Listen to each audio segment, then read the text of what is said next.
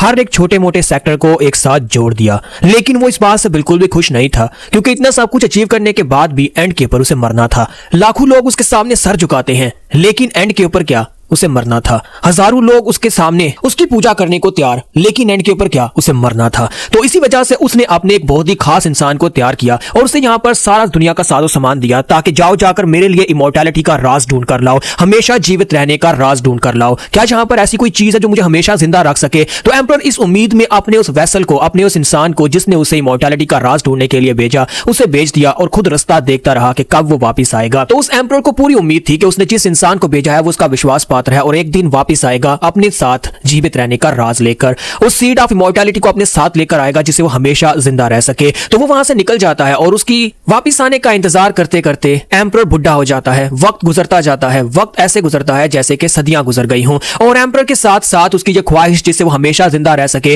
वो भी खाक बनकर हवा में उड़ जाती है और एम्परर मर जाता है। लेकिन वो इंसान जिसे इमोर्टैलिटी का राज ढूंढने के लिए भेजा गया वो कभी वापस नहीं आता। वक्त गुजरता जाता है और आहिस्ता आहिस्ता जिस इंसान को इमोर्टैलिटी का सीक्रेट ढूंढने के लिए एक मिशन पर भेजा गया था, सारी दुनिया उसके बारे में भूल जाती है, यहां तक कि एम्परर के खास लोग भी उसके बारे में भूल जाते हैं। समय रेखा को मात देते हुए माउंटेन्स के बीच से एक दिन अचानक एक बुढ़ा मास्टर और उसके साथ एक यंग लड़का अपीयर होते हैं। तो गाइस ये तो थोड़ी सी इसकी नरेशन थी और अब यहाँ पर हम लोग स्टार्ट करते हैं अपनी एक्सप्लेनेशन को। तो बुढ़ा मास्टर जो होता है उसे यहाँ पर चीफ कहा जा रहा है, जो लड़का है उसका नाम अशूरा होता है। तो बुढ़ा मास्टर वापस आता है और कहता है कि लगता है कि सदियां गुजर गई हैं और फाइनली मैं यहाँ पर अपने होमलैंड में वापस आ गया हूँ। तो वो अशूरा से कहते हैं कि अशूरा जरा गौर से देखो, ये मेरा घर है, ये बहुत ही बड़ा कॉन्टिनेंट है, शायद तुमने पहले कभी इसका नाम सुना हो। काफी वक्त गुजरने के बाद लोगों ने जब मुझे यहाँ पर चीफ कहना भी शुरू नहीं किया था, उस वक्त बस मैं एक काम इंसान हुआ करता था और मुझे यहाँ पर एक मैसेंजर बनाकर भेजा गया था इमोर्टैलिटी का राज ढूंढने के लिए कि मैं जाऊं और जाकर एम्परर के लिए हमेशा जिंदा रहने का राज ढूंढ कर लाऊं। तो चीफ उसे वहां पर अपनी बैकग्राउंड स्टोरी बता रहे होते हैं कि जब हमारा अशूरा जो होता है वो उनसे बीच में कह देता है कि मुझे भूख लगी है, तो उसे कहता है बकवास बच्चे, यहाँ पर मेरी बात तो कंप्लीट होने दो। मैं यहाँ पर अपनी पुरानी मेमोरीज को याद कर रहा हूँ कि अपने घर को आकर मुझे नॉस्टैल्जिया फील हो रहा है और तुम यहाँ पर भूखे हो गए हो। तो उसी के साथ ही अपने घोड़े को आगे बढ़ाता कहता है कि मास्टर छोड़ो इन बातों को, चलो जल्दी से आगे बढ़ते हैं। तो यहीं पर नेक्स्ट सीन जो होता है हमें एक लड़की का दिखाया जाता है जो कि प्रॉब्ली हमारी सीरीज की हीरोइन होने वाली है। तो वो बेचारी जो होती है गिरती पड़ती भागती हुई आगे बढ़ी होती है क्योंकि उनके ऊपर अटैक होता है।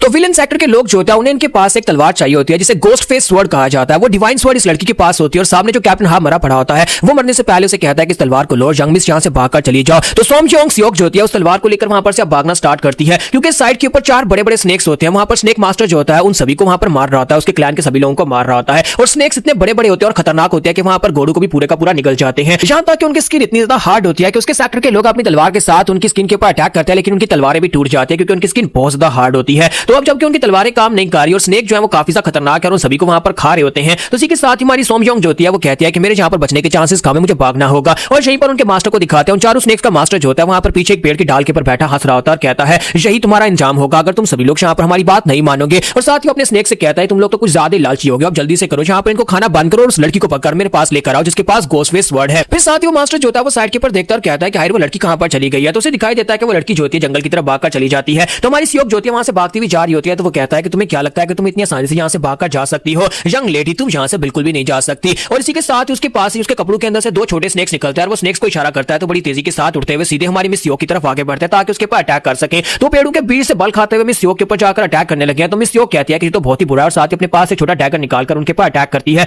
वो दोनों स्नेक्स को काट देती है, यानी कि उनकी गर्दनें कट जाती है, लेकिन स्नेक्स जो होते हैं अभी भी यहाँ पर एक्टिव होते हैं। तो इसी के साथ एक स्नेक जो होता है उसके बाजू के ऊपर बाइट मारता है जिसकी वजह से उसकी बॉडी के अंदर पॉइजन चला जाता है। तो मिस सियोक जो होती है वहां पर उस स्नेक को तो मार डालती है, लेकिन इसी के साथ ही वहां पर से पीछे क्लिफ से नीचे गिर जाती है क्योंकि वहां पर भागते भागते उसे दिखाई नहीं देता, पीछे क्लिफ आ जाता है। मिस सियोक जो होती है वहां पर काफी ज्यादा ऊंचाई से गिरती है, वो क्लिफ बहुत ज्यादा ऊंचा था तो वहां पर से नीचे गिरती है और उसके बाद नीचे का सीन दिखाते हैं। नीचे शायद तभी कोई पैलेस हुआ करता था जिसके रुइंस अभी तक यहाँ पर होते हैं और यहीं पर दिखाते हैं कि हमारा अशूरा और उसका चीफ दोनों वहां पर होते हैं। वहां पर नीचे उन्होंने अपनी कार को खड़ा किया होता है और वहीं पर उसी जगह के ऊपर मास्टर जो होते हैं एक बड़े से टूटे हुए पिलर के ऊपर बैठकर अपनी पुरानी जादू को याद कर रहे होते हैं और कहते हैं लगता है कि वो सब कुछ गुजर चुका है जो मैं यहाँ पर छोड़कर चला गया था और अब यहाँ पर मैं इतने सालों के बाद वापस आया तो मुझे लगता है कि अब तो एम्परर भी नहीं बचा होगा क्योंकि कभी ये एक बहुत ही बड़ा महान पैलेस हुआ करता था, लेकिन अब देखो जहाँ पर इसके तो रुइंस भी नहीं बचे, यानी कि इसकी दीवारें भी टूट चुकी हैं। अगर इसकी ये हालत है तो फिर मुझे बाकी जगह के ऊपर जाकर देखने की जरूरत ही क्या है। लेकिन इसी के साथ ही हमारा अशूरा जो होता है वहां पर माउंटेन के नीचे से जहाँ पर मिस सियोक गिरी थी उसकी बॉडी को उठाकर ले आता है। वो उसकी डेड बॉडी को उठाकर वहां पर लाता कहता है कि चीफ मुझे यहाँ पर एक डेड बॉडी मिली है, जल्दी से नीचे आकर इसे चेक करो। तो चीफ जो होते हैं वो कहते हैं कि बच्चे तुम यहाँ पर इस डेड बॉडी को कहां से उठा लाए हो? जब कभी डेड बॉडी मिलती है तो उसे दफना कर आना चाहिए, ना कि उसे उठाकर अपने साथ लेना चाहिए। तो चीफ नीचे उतर कर आता है, कहता है कि जरा मुझे देखने दो और उसका हाथ पकड़ता है, उसको चेक करता है। तो मिस सियोक जो होती है अभी तक जिंदा होती है, वो कहता है कि इसकी इसकी हालत देखो,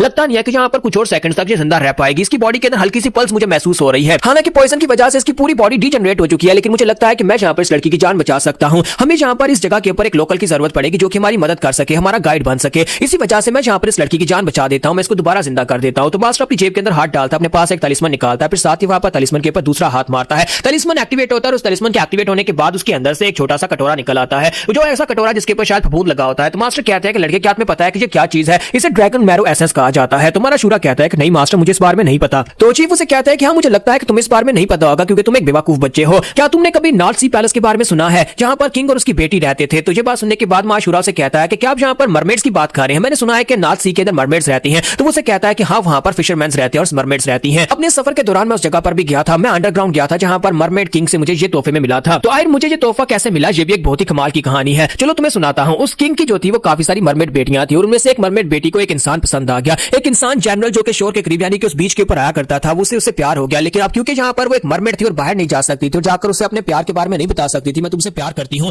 तो उस वक्त मैं उस जगह के ऊपर मौजूद था और मैं क्योंकि यहाँ पर मेडिकल में एक्सपर्टीज हासिल कर रहा था, इसी वजह से मैंने उसके ऊपर कुछ एक्सपेरिमेंट्स किया और उसकी टांगे बना दी। मैंने उसे इंसान बना दिया और उसके बाद यहाँ पर किंग खुश हो गया कि मैंने उसकी बेटी को खुश कर दिया। तो किंग ने खुश होकर मुझे यहाँ पर ड्रैगन मैरो एसेंस दे दिया। ये एक बहुत ही खास किस्म की चीज है। ड्रैगन मैरो का एक छोटा सा कतरा भी अगर इस लड़की की बॉडी के अंदर चला जाता है तो उस लड़की की बॉडी बिल्कुल पहले जैसी न्यू अनटैक्ट हो जाएगी, यानी कि ये बिल्कुल ठीक हो जाएगी और फिर से यहाँ पर चलना शुरू कर देगी। तुम्हारा शूरा से कहता है तो मास्टर मुझे इस मरमेड के बारे में बताओ ना, क्या हुआ जिसके ऊपर तुमने एक्सपेरिमेंट करके उसकी टांगे बना दी और उसके बाद क्या उसने उसका प्यार उसे मिल गया? तो मास्टर से कहता है नहीं लड़के, वो एक बहुत ही ट्रेजिक स्टोरी थी। तो जब मैं ये तोहफा लेकर वहां पर सी पैलेस से निकल आया तो उसके बाद मुझे पता चला कि जो एक्सपेरिमेंट मैंने उस मरमेड के ऊपर किया था उसकी वजह से उस बेचारी मरमेड की आवाज चली गई। अब वो बोल नहीं सकती थी, तो बोल नहीं सकती थी, वो जाकर उस जनरल के सामने अपने प्यार का इजहार नहीं कर पाई। और साथ ही कुछ दिनों के बाद पता चला कि उस जनरल ने किसी इंसानी लड़की के साथ शादी कर ली है, जिसकी वजह से उस मरमेड को बहुत ज्यादा दुख हुआ और उसने खुदकुशी कर ली। बेचारी मरमेड बहुत ज्यादा अच्छी थी। तो हमारा सूरज की बात सुनने के बाद कहता है कि मास्टर तुमने यहाँ पर उसके साथ क्या किया? तुम उसे प्यार से मिलवाना चाहते थे या फिर तुम ऊपर वाले से मिलवाना चाहते थे? जो तुमने उसके ऊपर ऐसा एक्सपेरिमेंट कर दिया कि उस बेचारी ने एंड के ऊपर अपनी जान ले ली। मास्टर से कहता है कि अब क्या किया जा सकता है, जिंदगी में बहुत सारे कड़े फैसले लेने पड़ते हैं और कई दफा तो यहाँ पर सब्र करना पड़ता है। तुम अभी बच्चे हो, तुम इन बातों को नहीं समझोगे। चलो छोड़ो इन बातों को, पहले इस लड़की को रिकवर करवाते हैं। तो यहाँ पर हम लोग अपनी एपिसोड 01 का एंड करेंगे और नेक्स्ट एपिसोड में देखेंगे कि उस लड़की मिस सियो के रिकवर होने के बाद यहाँ पर चीजें और भी ज्यादा इंटरेस्टिंग होने वाली है और काफी ज्यादा मजेदार भी होने वाली है, क्योंकि ये सीरीज सिर्फ और सिर्फ एक्शन और मिस्ट्री नहीं है बल्कि यहाँ पर कॉमेडी भी इसके अंदर काफी ज्यादा है। तो आई होप आप सभी लोगों को सीरीज अच्छी लगी होगी, तो कमेंट करके जरूर बताइएगा, वीडियो को लाइक करना मत भूलिएगा। Thank you. तो गाइस कैसे हैं आप सब लोग? सीरीज ऑफ मोर्टैलिटी के एपिसोड 02 के साथ हाजिर हो। तो लास्ट एपिसोड के एंड पे हमने देखा था कि हमारे मास्टर चीफ जो होते हैं उसे कहता है कि बच्चे अपनी बकवास बंद करो, जहां पर हम इस लड़की को जिंदा करने के बारे में सोचते हैं कि इस लड़की को कैसे रिकवर करवाया जाए। तो इसी के साथ ही वो वहां पर एक ड्रॉप पिला देते हैं उस ड्रैगन मैरो का, और साथ ही वो कहते हैं देखो इस लड़की की चीक्स का कलर बिल्कुल ठीक हो रहा है, यानी कि इसके गालों के ऊपर फिर से मांस आ रहा है। तो मास्टर कहता है वाह मास्टर जी तुमने बहुत ही कमाल कर दिया, तुमने तो इस लड़की को दोबारा से जिंदा कर दिया है। तो मास्टर से कहता है कि अब ये लड़की यहाँ पर अपनी आंखें खोलने वाली है और जब अपनी आंखें खोलेगी इसके बाद हमें थैंक यू बोलेगी कि हमने यहाँ पर इस लड़की को दोबारा जिंदा कर दिया है। हम इस जो होते हैं जैसे वहां पर अपनी आंखें खोलते हैं वो जल्दी से उठकर बैठते हैं, चीख मारते हैं, कहते हैं नहीं ऐसा बिल्कुल नहीं हो सकता, और अपने अपने पास देखते हैं और कहते हैं मेरी स्वर्ण कहां पर है। तो हमारे मास्टर और साथ में हमारा जो शूरा होता है वो दोनों काफी ज्यादा हैरान होते हैं कि इसे क्या हो गया, कहीं ये पागल तो नहीं हो गई। तो वो जल्दी से भागते हुए जाकर उनकी कैरेज के अंदर सामान उठाकर बाहर फेंकना शुरू कर देती है और कहती है कि मेरी स्वर्ण कहां पर है, मेरी स्वर्ण कहां पर चली गई है, मेरी गोस्ट फेस स्वर्ण। तो शूरा कहता है कि यहाँ पर किसी का नाम ले रही है। तो चीफ उसे कहता है कि मुझे लगता है कि शायद किसी किस्म की तलवार को ढूंढ रही होगी। तो इसी के साथ ही मिस योग ज्योति जब उनकी बातें सुनती है वो कहती है कि कमीनो तुम लोगों ने मेरी तलवार को कहां पर रखा है, तुम लोग चोर हो, तुमने मेरी तलवार को चोरी किया है। जबकि हमारा मास्टर जो होता है वहां पर उसे इशारा करते हुए कहता है कि यंग मिस कैसी हो तुम।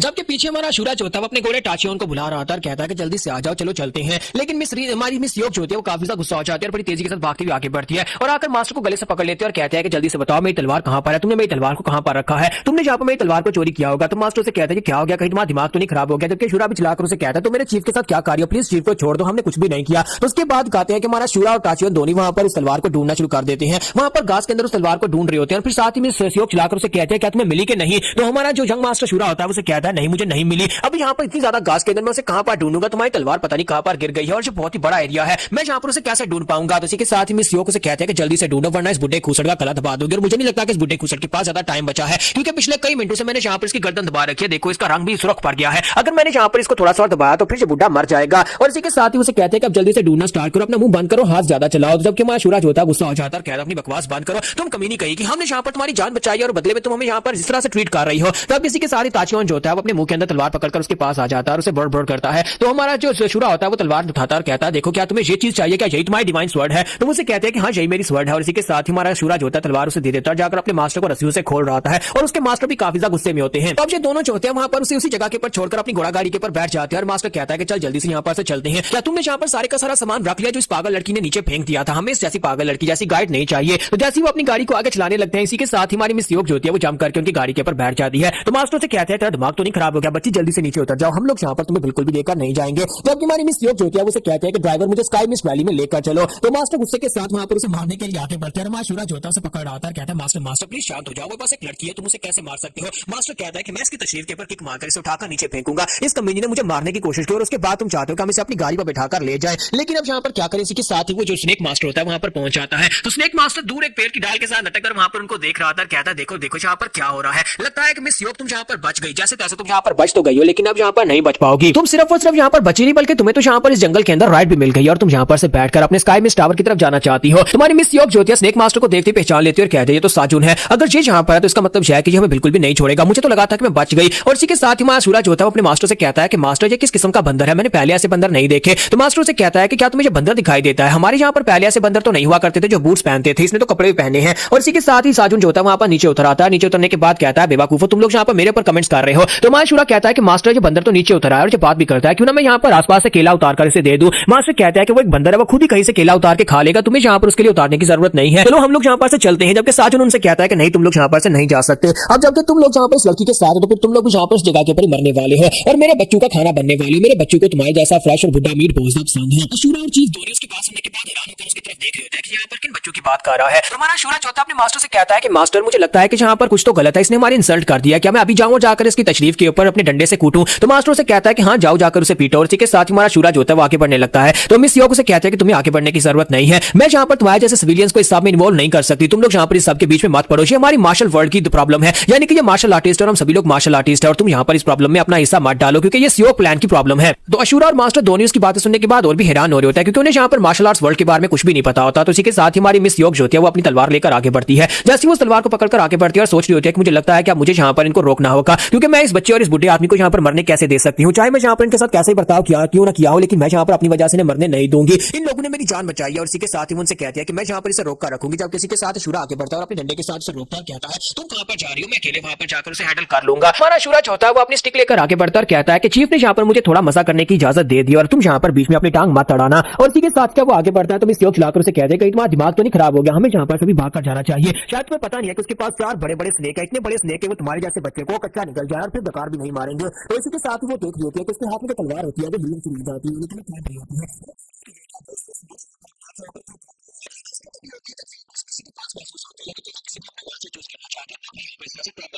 तुम्हारा शूरा जो होता है वहां पर अब आगे देखता है तो स्नेक मास्टर साजुन जो होता है उसने अपने स्नेक्स को बुला लिया होता है। वहां पर 4 बड़े बड़े स्नेक उसके पास निकल आते हैं। तुम्हारा शूरा जो होता है उन सांपों को देखने के बाद कहता है कि चीफ वहां पर देखो, मुझे लगता है कि इस बंदर को सांप कंट्रोल करना भी आता है, लेकिन इसकी बीन कहां पर है, यहाँ पर कुछ बजा भी नहीं रहा और इसके स्नेक यहाँ पर इसके पास क्यों है। जबकि साजुन उसे कहता है कि तुम पता नहीं कैसे यहाँ पर इस तरह की बकवास किए जा रहे हो, इतने बड़े बड़े सांपों को देखने के बाद भी तुम्हें शायद डर नहीं लग रहा, हो सकता है कि तुम्हें यहाँ पर आइडिया भी नहीं है कि ये क्या कर सकते हैं, जब ये तुम्हें खा जाएंगे उसके बाद तुम्हें पता चलेगा। और इसी के साथ ही साजुन जो होता है अपने एक स्नेक से कहता है कि जाओ जाकर उसे मार डालो। तो 4 में से एक स्नेक जो होता है बड़ी तेजी के साथ हमारे शूरा को खाने के लिए आगे बढ़ता है, जबकि हमारा शूरा जो होता है अपनी स्टिक को अपने हाथ में पकड़ता है और अटैक करने के लिए बिल्कुल रेडी होता है। लेकिन जब स्नेक उसके करीब पहुंचता है वो अटैक करने लगता है तो वो तलवार उड़ती हुई सीधी उसके सर में आकर लगती है और हमारा शूरा जो होता है वहीं पर ग्राउंड के ऊपर गिर जाता है और स्नेक भी वहीं पर रुक जाता है। तो मास्टर जो होते हैं वो चलाकर उसे कहते हैं लड़की तुम पागल हो गई हो, तुमने यहाँ पर उसके सर में तलवार क्यों मारी, क्या तुम चाहते हो कि मेरे बच्चे को वहां पर वो बड़ा सांप खा जाए? तुम किसकी साइड के ऊपर हो, हमारी साइड के ऊपर हो या फिर उस बीन बजाने वाले सपेरे की साइड के ऊपर हो? तो मास्टर को धक्का देकर पीछे हटाती है और कहती है कि मुझे लगता है कि तुम्हें समझ नहीं आ रही कि यहाँ पर क्या हो रहा है। एक स्टिक के साथ वो सांप को नहीं मार पाएगा और सांप किसकी इतनी ज्यादा हार्ड है कि यहाँ पर तलवारें भी टूट जाए, उसे इस डिवाइन स्वॉर्ड को यूज करना पड़ेगा अगर वो इस सांप को काटना चाहता है। जबकि साजुन जो होता है जब वहां पर सुनता है कि ये तलवार जो उसने उस लड़के की तरफ फेंकी है वही डिवाइन स्वॉर्ड है, यानी गोस्ट फेस डिवाइन स्वॉर्ड जिसके पीछे वो लोग लगे हुए थे। तो हमारा शूरा भी उठकर बैठ जाता है, उस तलवार को अपने हाथ में उठाता है और कहता है कि ये तो वही तलवार है ना जिसको हम लोग घास के अंदर ढूंढ रहे थे, यार इसमें इतना भी क्या खास है। और दूसरी तरफ साजुन अपने स्नेक से कहता है बच्चे वहां पर खड़े खड़े किसका वेट कर रहे हो, जल्दी से आगे बढ़ो, उस लड़के को मार डालो, तलवार मेरे पास लेकर आओ। तो यहाँ पर हम लोग अपने एपिसोड 02 का एंड करेंगे। नेक्स्ट एपिसोड में देखेंगे ये मिस्टीरियस लड़का अशूरा है कितना पावरफुल है और क्या ये इस तलवार को यूज करके इस सांप को मार पाएगा या नहीं। तो गाइस कैसे हैं आप सब लोग। सीड ऑफ इमॉर्टैलिटी के एपिसोड 03 के साथ हासिल हो। तो लास्ट एपिसोड कैन पे हमने देखा था कि साजुन वहां पर अपने स्नेक से कहता है खड़े खड़े किसका वेट करो, जल्दी से उस लड़के को खा जाओ, तलवार मेरे पास लेकर आओ। तो स्नेक जो होता है वहां पर पीछे से निकलता है क्योंकि अब यहाँ पर हमारा सियोक जो होता है, हमारा शुरा जो होता है वो पीछे दूसरी तरफ घूमकर तलवार लेकर बैठा होता है। तो स्नेक जैसे वहां पर उसको बाइट मारने लगता है, इसी के साथ ही हमारा शुरा जो होता है वो तलवार के ऊपर से कपड़ा हटाता है और गोस्ट फेस वर्ड जो होती है वो एक्टिवेट हो जाती है और उसके अंदर से बहुत ही जबरदस्त एनर्जी निकलती है। तो चीफ भी होते हैं वहां पर साइड के ऊपर देख रहे होते हैं कि ये लड़का यहाँ पर इसके हाथ में तलवार एक्टिवेट हो गई है, जबकि हमारी मिस योग जो होती है वो भी सोच रही होती है कि तलवार इस लड़के के हाथ में कैसे एक्टिवेट हो गई। ये एनर्जी तो तब निकलती है जब यहाँ पर स्वर्ड एक्टिवेट होती है और ये स्वर्ड अपना मास्टर खुद चूज करती है। इसका मतलब यह है कि स्वर्ड ने इस छोटे लड़के को अपना मास्टर चूज कर लिया है। तो साजुन भी वहां पर काफी ज्यादा हैरान होता है कि इतनी पावरफुल रोशनी कहां से निकल रही है। तो हमारा शुरा जो होता है वहीं पर उस तलवार की रोशनी को चेक करने के लिए पीछे की तरफ घूमकर एक स्ट्राइक लगाता है। जब वो तलवार को घुमाकर एक स्ट्राइक लगाता है तो वो सांप की बॉडी जो होती है वो सामने की तरफ से कटती है और जहां जहां पर उसकी बॉडी के ऊपर स्ट्राइक लगती है उस बेचारे सांप के टुकड़े टुकड़े हो जाते हैं। ये देखने के बाद सभी लोग बहुत ज्यादा हैरान हो जाते हैं, जबकि हमारी मिस योग सोच रही होती है कि ये कैसे हो सकता है। इसका मतलब यह है कि गोस्ट फेस स्वर्ड ने इस लड़की को अपना मास्टर मान लिया, इसी वजह से ये तलवार यहाँ पे इतनी पावरफुल एनर्जी को रिलीज कर रही है। तो हमारा शुरा कहता है कि मुझे लगता है कि तलवार काफी ज्यादा अच्छी है, मुझे यहाँ पर इसे और ज्यादा यूज करना चाहिए। इससे पहले कि बाकी स्नेक आए मैं प्रैक्टिस कर लेता हूँ। तो इसी के साथ ही हमारा शुरा जो होता है वहीं पर प्रैक्टिस करना शुरू कर देता है और उस स्नेक की बॉडी को और भी ज्यादा काटना शुरू कर देता है। वो स्नेक के खीरे की तरह छोटे छोटे पीस कर रहा होता है और इस बात से हमारा साजुन जो होता है वो काफी ज्यादा गुस्सा हो रहा होता है। लेकिन हमारे शुरा के हाथ में वो तलवार जो होती है उसका साइज बड़ा हो जाता है, यानी कि पहले वो एक तलवार थी लेकिन अब वो बड़ा सा ब्लेड बन जाती है। तो मिस योग इस बात से काफी हैरान होती है और कहते हैं कि ये क्या तलवार का साइज कैसे बढ़ गया। तो हमारा शुरा जो होता है वहां पर अभी भी उस सांप को काट रहा होता है। जब वो सांप के टुकड़े टुकड़े कर रहा होता है तो उसी के साथ ही साजुन कहता है कभी नहीं कहीं कि मेरे बच्चे के साथ ये सब कुछ मत करो। लेकिन इसी के साथ ही हमारा शुरा वहां पर एक जोरदार चीख मारता है, वहां पर अपनी पावर को यूज करते हुए जैसे वहां पर एक और कट लगाने लगता है वो तलवार जो होती है वो टूट जाती है। और जब वो तलवार टूट जाती है तो हमारा शुरा कहता है ये क्या, ये तो एक बेकार तलवार निकली, तुम तो कह रही थी कि ये एक डिवाइन स्वर्ड है। जबकि मिस योग कहती है तुमने क्या कर दिया, तुमने मेरी डिवाइन स्वर्ड को तोड़ दिया। तो शुरा तलवार को फेंक देता है, कहता है कि बिल्कुल ही बेकार तलवार है, इससे अच्छा तो मैं अपनी छड़ी के साथ ही फाइट कर लेता। जबकि मिस योग चलाकर उसे कहती है बेवकूफ बंदर कहीं कि तुम्हें क्या पता इस तलवार की क्या वैल्यू है, ये डिवाइन स्वर्ड थी। तुम्हें पता भी है कि ये किस किस्म की तलवार थी। इस तलवार को बचाने के लिए मेरा आधा क्लैन वहां पर मारा गया, मेरे लोग मारे गए इस तलवार को बचाने के लिए और तुमने जहां पर इस तलवार को तोड़ दिया है, तुम किस किस्म के इंसान हो। जबकि चीफ उसे पकड़ रहे होते हैं और कहता है कि लड़की यहीं पर हो, वहां पर अभी भी 3 सांप हैं। तो इसी के साथ ही साजुन फिर से उठकर खड़ा होता है, वो काफी ज्यादा गुस्से में होता है और कहता है कि तुमने ये क्या कर दिया, तुमने इस तलवार को तोड़ दिया। वैसे तो मैं तलवार लेने के लिए आया था लेकिन अब जबकि तुमने मेरे एक बच्चे को मार दिया है तो अब मुझे यहाँ पर तुमसे बदला लेना होगा। और वो अपने तीनों सांपों से कहता है कि मेरे बच्चों जल्दी से आगे बढ़ो, इस लड़की को मार डालो, इसने तुम्हारे भाई की जान लिया, तुम तीनों को यहाँ पर इस लड़के को पूरी तरह से टुकड़े टुकड़े करना होगा। तीनों सांप बड़ी तेजी के साथ उसके ऊपर अटैक करने के लिए आगे बढ़ रहे होते हैं, जबकि हमारा शुरा जो होता है वहां पर से अपनी छड़ी उठा लेता है और दूसरी तरफ मिस योग को दिखाता है कि वो घोड़े के ऊपर चढ़कर बैठ जाती है और मास्टर से कहते हैं कि मास्टर जल्दी से इस गाड़ी पर बैठो, हमें यहाँ से भागना होगा। तो मास्टर से कहता है कहां पर भागना होगा, मेरा बच्चा भी वहां पर खड़ा है, शुरा को आ लेने दो, उसके बाद यहाँ पर से जाएंगे। तो वो कहते हैं कि मास्टर तुम्हें दिखाई नहीं दे रहा, तुम यहाँ पर उस लड़के को कैसे लेकर जाओगे, उसके मरने के बाद यहाँ पर आकर उसके नाम की तख्ती लगा जाना, वो बिल्कुल भी नहीं बचेगा, तलवार टूट चुकी है और यहाँ पर बिना तलवार के वो सांपों को मार नहीं सकता। तो मास्टर से कहता है अपनी बकवास बंद करो, मैं यहाँ पर अपने दोस्त को छोड़कर कैसे जा सकता हूँ जो भी यहाँ पर फाइट कर रहा है, उसकी फाइट खत्म होने के बाद यहाँ पर से जाएंगे। तो इसी के साथ ही मिस योग जो होती है वहां पर मास्टर के साथ बहस कर रही होती है, जबकि पीछे से हमारा शुरा जो होता है वो एक सांप के सर में डंडा दे मारता है जिसकी वजह से जबरदस्त धमाका होता है। जब उसके सर में डंडा मारता है तो एक ही अटैक के साथ वो स्नेक जो होता है वो ग्राउंड के ऊपर गिरता है, वहीं पर उसका सर फट जाता है और वो स्नेक वहीं पर मर जाता है। अब बाकी के 2 स्नेक जो होते हैं वो आगे की तरफ बढ़ते हैं और साजुन बहुत सा हैरान होता है। तो एक सांप जो होता है अपना बड़ा सा मुंह खोलकर उसे खाने की कोशिश करता है, लेकिन हमारा शुरा जो होता है वहीं पर से अपने डंडे को घुमाकर साइड से उसके ऊपर अटैक करता है, उसके जबड़े और उसके दांतों को तोड़ते हैं, उसका सर भी उड़ा देता है। उसका सर फूटने के साथ ही वो सांप जो होता है वो उड़ता हुआ सीधा जाकर उस दीवार के साथ टकराता है, यानी माउंटेन वॉल के साथ टकराता है, वहां पर टकराकर वो भी गिरकर मर जाता है। अब यहाँ पर तीसरा सांप जो होता है वो सीधा ऊपर से उसे खाने के लिए आगे बढ़ता है, अपना बड़ा सा मुंह खोलकर जैसे उसे खाने लगता है हमारा शुरा जो होता है वहीं पर से उसके ऊपर अटैक करता है, यानी सामने की तरफ एक छक्का लगाता है और वहां पर से ब्लड जो होता है ऊपर की तरफ उड़ता दिखाई देता है। एक बड़ा सा ब्लड का स्प्लैश निकलता है और उस ब्लड के स्प्लैश के अंदर से हमारा शुरा जो होता है उसके सर को फाड़ते हुए बाहर की तरफ आता है, बड़ी तेजी के साथ आकर साजुन के ऊपर अटैक करता है। वो साजुन के ऊपर अपनी छड़ी के साथ जब अटैक करता है तो साजुन उड़ता हुआ पीछे जाकर काफी सारे पेड़ों को तोड़ता हुआ जंगल के अंदर गहराई में जाकर गिरता है और वहीं पर गिरकर बेहोश हो जाता है। तो हमारा शुरा जो है उसने यहाँ पर 4 बड़े सांपों को भी मार दिया और साथ ही उस साजुन को भी वहां पर बेहोश कर दिया। और उसके बाद हमारा शुरा कहता है ये तो बड़ी आसान था, मुझे तो लगा था कि मार्शल आर्ट्स की दुनिया काफी ज्यादा स्ट्रॉन्गर होगी। जबकि मिस योग वहां पर सोच रही होती है अभी भी यहाँ पर हुआ क्या, इसने ये कैसे कर दिया, इसने यहाँ पर 4 बड़े स्नेक्स को मार दिया। वो स्नेक्स जो इतने ज्यादा टफ थे, उनके स्किल्स इतने ज्यादा हार्ड थे कि हमारी तलवारें भी टूट जाए। अपने डंडे के साथ इसने यहाँ पर उस साजुन और साथ में यहाँ पर 4 स्नेक्स को मार दिया है। टूटी हुई डिवाइन स्वॉर्ड को वहीं पर छोड़कर अब यहाँ पर उस लड़की मिस योग को अपनी गाड़ी के ऊपर बिठाते हैं और उसे उसके गांव की तरफ छोड़ने के लिए निकल पड़ते हैं। तो हमारी मिस योग जो होती है अब यहाँ पर चीफ के सामने अपना सर झुकाते हैं, उसे अपना नाम बताते हैं कि मेरा नाम सोमयोंग सियोक है और मैं सियोक क्लैन की हेड हूं, प्लीज मुझे माफ कर दीजिएगा, मैंने आपके साथ बहुत ही बदतमीजी से बात की थी। तो मास्टर से कहता है कोई बात नहीं, ठीक है हमने तुम्हें माफ कर दिया, तुम यहाँ पर जहां पर उतरना चाहते हो उतर जाओ, उसके बाद हम लोग अपने रास्ते, तुम अपने रास्ते। तो वो कहते हैं नहीं मास्टर, मैंने जहां पर आपके साथ जो कुछ भी किया, आपके साथ बदतमीजी की, उसके बाद आपको मेरे साथ मेरे गांव स्काई मिस्ट वैली में चलना पड़ेगा। तो मास्टर से कहता है कि नहीं हम तुम्हारे साथ बिल्कुल भी नहीं जाएंगे, तुम हमारे लिए मुसीबत क्रिएट कर रही हो और तुम्हारी वजह से हमें यहाँ पर कितना कुछ झेलना पड़ा है। तो मिस योग कहते हैं नहीं मास्टर प्लीज मेरे साथ चले, मैं यहाँ पर आपको रिपे करना चाहती हूँ, आपने मेरे लिए जो कुछ भी किया, आपने मेरी जान बचाई, उसके बदले मैं यहाँ पर आपको अच्छा खाना खिलाऊंगी। तो मास्टर से कहता है कि नहीं हम तुम्हारे साथ बिल्कुल भी नहीं जाएंगे। जबकि शुरा कहता है चलो ठीक है इसे छोड़ आते हैं। तो दोनों वहां पर आपस में बहस करना शुरू कर देते हैं और इस तरह लड़ते झगड़ते वो लोग वहां पर से आगे की तरफ बढ़ते हैं। उसका गांव जो होता है अभी यहाँ पर से काफी दूर होता है और वो एक रेस्टोरेंट के करीब पहुंचने के बाद मास्टर से कहता है कि जैसे हम लोग तुम्हारे गांव में पहुंचेंगे तुम्हें बाहर उतारेंगे और उसके बाद हम अलग रास्ते चले जाएंगे, तुम अलग रास्ते थे। तो मिस यो कहते हैं अच्छा ठीक है, आप यहाँ पर कब से बहस कर रहे हैं, ठीक है। तुम्हारा अशूरा उसे कहता है चलो शुक्र है कि तुम्हारी जैसी मुफ्तखोर लड़की को हमें उतारने के बाद तुम्हारी शक्ल दोबारा नहीं देखनी पड़ेगी। तो मिस यो उसे कहते हैं क्या तुम यहाँ पर मुझे मुफ्तखोर कह रहे हो, क्या तुम्हें पता भी है कि तुमने जो तलवार तोड़ी है उस तलवार को बचाने के लिए मेरे कितने क्लैन के लोगों ने अपनी जान गंवाई है, हमारा कितना नुकसान हुआ, और तुम यहाँ पर इस बात का आइडिया भी नहीं लगा सकते और तुमने उस तलवार को तोड़ दिया है। तुम क्या चीज हो, क्या तुम इंसान हो, यहाँ पर कोई मॉन्स्टर हो, तुमने उसके ऊपर कितनी फोर्स लगाकर उस तलवार को तोड़ दिया। तो अब मास्टर जो होता है उसे वहां पर शांत करवा रहे होते हैं और उसे कहते हैं कि अब शांत हो जाओ। मास्टर जो है वहां पर मिस योग से पीछे छुड़वाने की कोशिश कर रहे हैं, इसी वजह से वो दोनों को शांत कर रहे होते हैं कि दोनों यहाँ पर आपस में बहस ना करें और जब मसला इसी तरह सुलझ जाए और उसके बाद मिस योग को उसके गांव छोड़कर आगे निकल जाएंगे। तो इसी तरह वो लोग बहस करते करते वहां पर से आगे निकल जाते हैं। तो जब वो लोग वहां पर से चले जाते हैं तो इसी के साथ में पीछे का सीन दिखाते हैं जहां पर वो चारों स्नेक्स मरे थे। उन चारों स्नेक्स के मरने वाली जगह के ऊपर अब दो मास्टर्स को दिखाते हैं, दो नए मास्टर्स अपीयर होते हैं और साजुन जो होता है वो जख्मी हालत में उनके सामने बैठा होता है। वो लोग टूटी हुई गोस्ट फायर स्वॉर्ड को भी वहां पर देखते हैं और कहते हैं कि ये क्या यहाँ पर तलवार टूट चुकी है। और साजुन उन्हें सारी बात बताता है कि बुड्ढा मास्टर जो अपने एक छोटे दोस्त के साथ यहाँ पर से आगे की तरफ सफर कर रहा था उसने यहाँ पर इस तलवार को तोड़ा है। तो वो मास्टर से कहता है क्या तुम वाकई में श्योर हो कि यहाँ पर गोस्ट फेस स्वॉर्ड जो कि डिवाइन स्वॉर्ड है उसे उस लड़के ने तोड़ा है। तो वो कहता है मैं पूरी तरह से श्योर हूँ, प्लीज सर मुझे माफ कर दीजिएगा, मुझे यहाँ पर शर्मिंदगी हो रही है आपको ये बताते हुए। तो दूसरा मास्टर जो होता है उस टूटी हुई तलवार को अपने हाथ में पकड़ता है और कहता है कि इस जैसे डिवाइन आर्टिफैक्ट को तोड़ने के लिए एक मॉन्स्टर जैसी स्ट्रेंथ की जरूरत पड़ी होगी, आखिर वो लड़का कितना ज्यादा स्ट्रॉन्गर होगा जिसने तलवार को तोड़ दिया। तो वो लीडर जो होता है वो साजुन से पूछता है मुझे ये बताओ क्या तुम्हें लगता है कि वो क्लैन लीडर्स योग के साथ थे, क्या उनके कोई दोस्त हो सकते हैं। तो साजुन कहता है नहीं मुझे ऐसा बिल्कुल भी नहीं लगता, क्योंकि वो लोग यहाँ पर अलग बातें कर रहे थे, उनकी बातों से पता चलता था कि वो उसके साथ बिल्कुल भी नहीं है और ऐसा लगता है कि जैसे कि वो इस एरिया के हैं भी नहीं। तो इसी के साथ ही लीडर जो होता है उठकर खड़ा हो जाता है और कहता है तुम्हें यहाँ पर बिल्कुल परेशान होने की जरूरत नहीं है, बस तुम यहाँ पर रेस्ट करो और उसके बाद बाकी सब कुछ हम लोग खुद ही संभाल लेंगे। तो साजुन उनसे कहता है कि मास्टर प्लीज मुझे भी अपने साथ ले जाए, सर मुझे अपने साथ ले जाए, मैंने उन दोनों को देखा हुआ है, मुझे उन दोनों की शक्लें याद हैं, मैं आपको यहाँ पर उन तक ले जाऊंगा, मुझे बस एक और मौका दे दे, मैं अपने आप को साबित करना चाहता हूँ।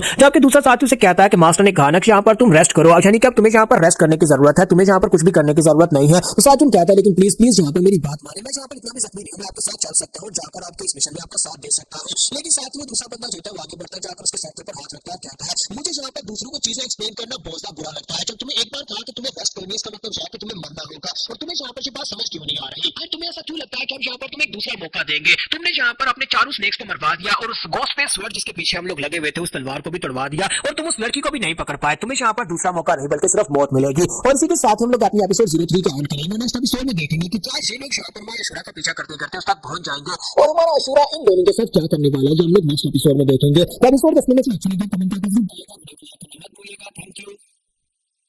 तो गाइस कैसे आप सब लोग फील कर मोर्टैलिटी के एपिसोड 04 कैंटा में देखा था कि लीडर जो होता है वहां पर साजुन से कहता है कि तुम रेस्ट करो, चियोर भाई आगे बढ़ता है और उसे कहता है कि क्या तुम्हें समझ नहीं आ रही कि रेस्ट करने का क्या मतलब होता है। वो मुझसे उसके मुंह के ऊपर हाथ रखता है और उसे कहता है कि अपने मरना होगा, साथ ही उसके मुंह के ऊपर हाथ रखता है उसके रिव्यू का इलाज करना शुरू कर देता है। चियोर के पास इस काम की एबिलिटी होती है कि दोनों को जिंदगी इसको अब्जॉर्ब कर सकता है, लेकिन उनके मरने के बाद और उसके मुंह के ऊपर हाथ रख के उसकी सारी एबिलिटीज और उसकी एनर्जी को अब्जॉर्ब कर जाता है। थोड़ी देर के बाद साजुन जो होता है मर जाता है। साजुन के मरने के बाद लीडर उसे कहता है कि क्या तुमने यहाँ पर इसकी एबिलिटी को अब्जॉर्ब कर लिया, यानी कि क्या तुम यहाँ पर इन बड़े से स्नेक्स को कंट्रोल कर पाओगे। तो चियोर भाई उसे कहता है कि हाँ मेरे पास इसकी एबिलिटीज आ चुकी हैं, मैं स्नेक्स को कंट्रोल कर सकता हूं, लेकिन अफसोस के सारे स्नेक्स मर चुके हैं, इसके पास सिर्फ 4 ही स्नेक्स थे। लीडर से कहता है कि जहां पर उनकी गाड़ी के टायर के निशान है हमें बस इनका पीछा करना होगा और हमें जाकर उस लड़की को पकड़ना होगा। गोस्ट फेस स्वॉर्ड तो नहीं मिल पाई, लेकिन अब हमें यहाँ पर उन दोनों इंटरलोपर्स जो कि यहाँ पर बीच में आए हैं उन दोनों को पकड़कर लेकर जाना होगा, वरना हमारे मास्टर बहुत ज्यादा गुस्सा हो जाएंगे। और इसी के साथ ही नेक्स्ट सीन जंगल के बीचों बीच हमें यहाँ पर एक रेस्टोरेंट का दिखाया जाता है, जहां पर बाहर दिखाते हैं कि वहां ताचियों जो होता है वो खड़ा होता है। तो इसी के साथ ही वहां पर दिखाता है कि बहुत सारे गुंडे जो होते हैं वहां पर पहुंच जाते हैं, म्यूरियम के बहुत सारे वॉरियर्स जो होते हैं वहां पर उसी रेस्टोरेंट की तरफ आते हैं और सभी लोग दरवाजा खोलकर अंदर आ जाते हैं। जैसे वो लोग वहां पर अंदर आते हैं तो अंदर सिर्फ एक ही टेबल के ऊपर वो 3 लोग ही बैठे होते हैं। तो वो सामने उस लड़की की तरफ देखते हैं और कहते हैं कि ये तो सियो क्लैन की यंग मिस है, ये सोमयोंग सियो की है। और इसी के साथ ही वो बंदा जो होता है वहां पर वेटर से पूछता है, जो रिसेप्शनिस्ट होता है उससे पूछता है क्या वाकई में क्या तुमने यहाँ पर उसके हाथ में कोई तलवार देखी है, क्योंकि हम लोग यहाँ पर उस तलवार के लिए आए हैं। तो वेटर उसे कहता है कि सर मुझे ये तो नहीं पता कि उसके पास कोई तलवार है या नहीं, क्योंकि मैंने उसके हाथ में कोई तलवार नहीं देखी, बाकी आप खुद इस बात से आइडिया लगा सकते हैं कहीं उसने छुपाई ना हो सकता है कि उन्होंने अपनी तलवार को बाहर उस घोड़ा गाड़ी में रखा, क्योंकि बाहर जो लोग घोड़ा गाड़ी के ऊपर आए हैं और उसके अंदर काफी सारा सामान भी है। तो वो उसे कहता है कि उसको तो हम लोग बाद में चेक करेंगे, पहले हम लोग यहाँ पर ही बैठते हैं और देखते हैं कि लड़की के पास क्या है। और इसी के साथ ही वो सभी लोग जो होते हैं वहीं पर आसपास फैल जाते हैं, सभी टेबल्स बुक हो जाते हैं, वो सभी टेबल्स के ऊपर जाकर बैठ जाते हैं और उनके कान जो होते हैं यहीं पर होते हैं, सियो कोई बात करे उस तलवार के बारे में। तो वो लोग वहां पर बातें कर रहे होते हैं। तो हमारा जो अशूरा होता है वो हैरान होकर कहता है कि क्या वाकई में ये मार्शल आर्ट्स की दुनिया, हमने कभी मार्शल आर्ट्स की दुनिया के बारे में नहीं सुना। तो चीफ उसे कहते हैं कि क्या वाकई में यहाँ पर इस दुनिया में कोई भी कानून नहीं है, पहले तो यहाँ पर ऐसा नहीं हुआ करता था, क्या इंपीरियल कोर्ट का एम्परर तुम्हें इस बात की इजाजत देता है कि तुम लोग यहाँ पर फ्रीली जो करना चाहते हो वो कर सकते हो, जैसे कि उस कमीने ने हमारे पर अटैक किया था, उस बीन बजाने वाले सपेरे ने। तो हमारा शूरा उसे कहता है कि हाँ मुझे लगता है कि यहाँ पर ऐसे ही कुछ हो रहा है, हमारी पेपल स्टेट के अंदर तो ऐसा बिल्कुल भी नहीं होता, वहां पर तो कानून बहुत ज्यादा स्ट्रॉन्ग है। तो चीफ उसे कहता है कि बच्चे पेपल स्टेट यहाँ पर से काफी ज्यादा अलग है और मुझे लगता है कि वहां पर कुछ अलग है, वहां पर सिस्टम जो है वो गवर्नमेंट के कंट्रोल में, और यहाँ पर तो गवर्नमेंट का कोई कंट्रोल है ही नहीं है, सभी लोग यहाँ पर अपनी मर्जी से जो चाहे वो कर सकते हैं। तो इसी के साथ ही चीफ अपनी जेब में हाथ डालते हैं और वहां पर से एक छोटा सा बैग निकालते हैं और उसे कहते हैं कि यंग मिस तुमने हमारी मदद की है, जिसकी वजह से मैं तुम्हें यहाँ पर ये तोहफे में देना चाहता हूँ।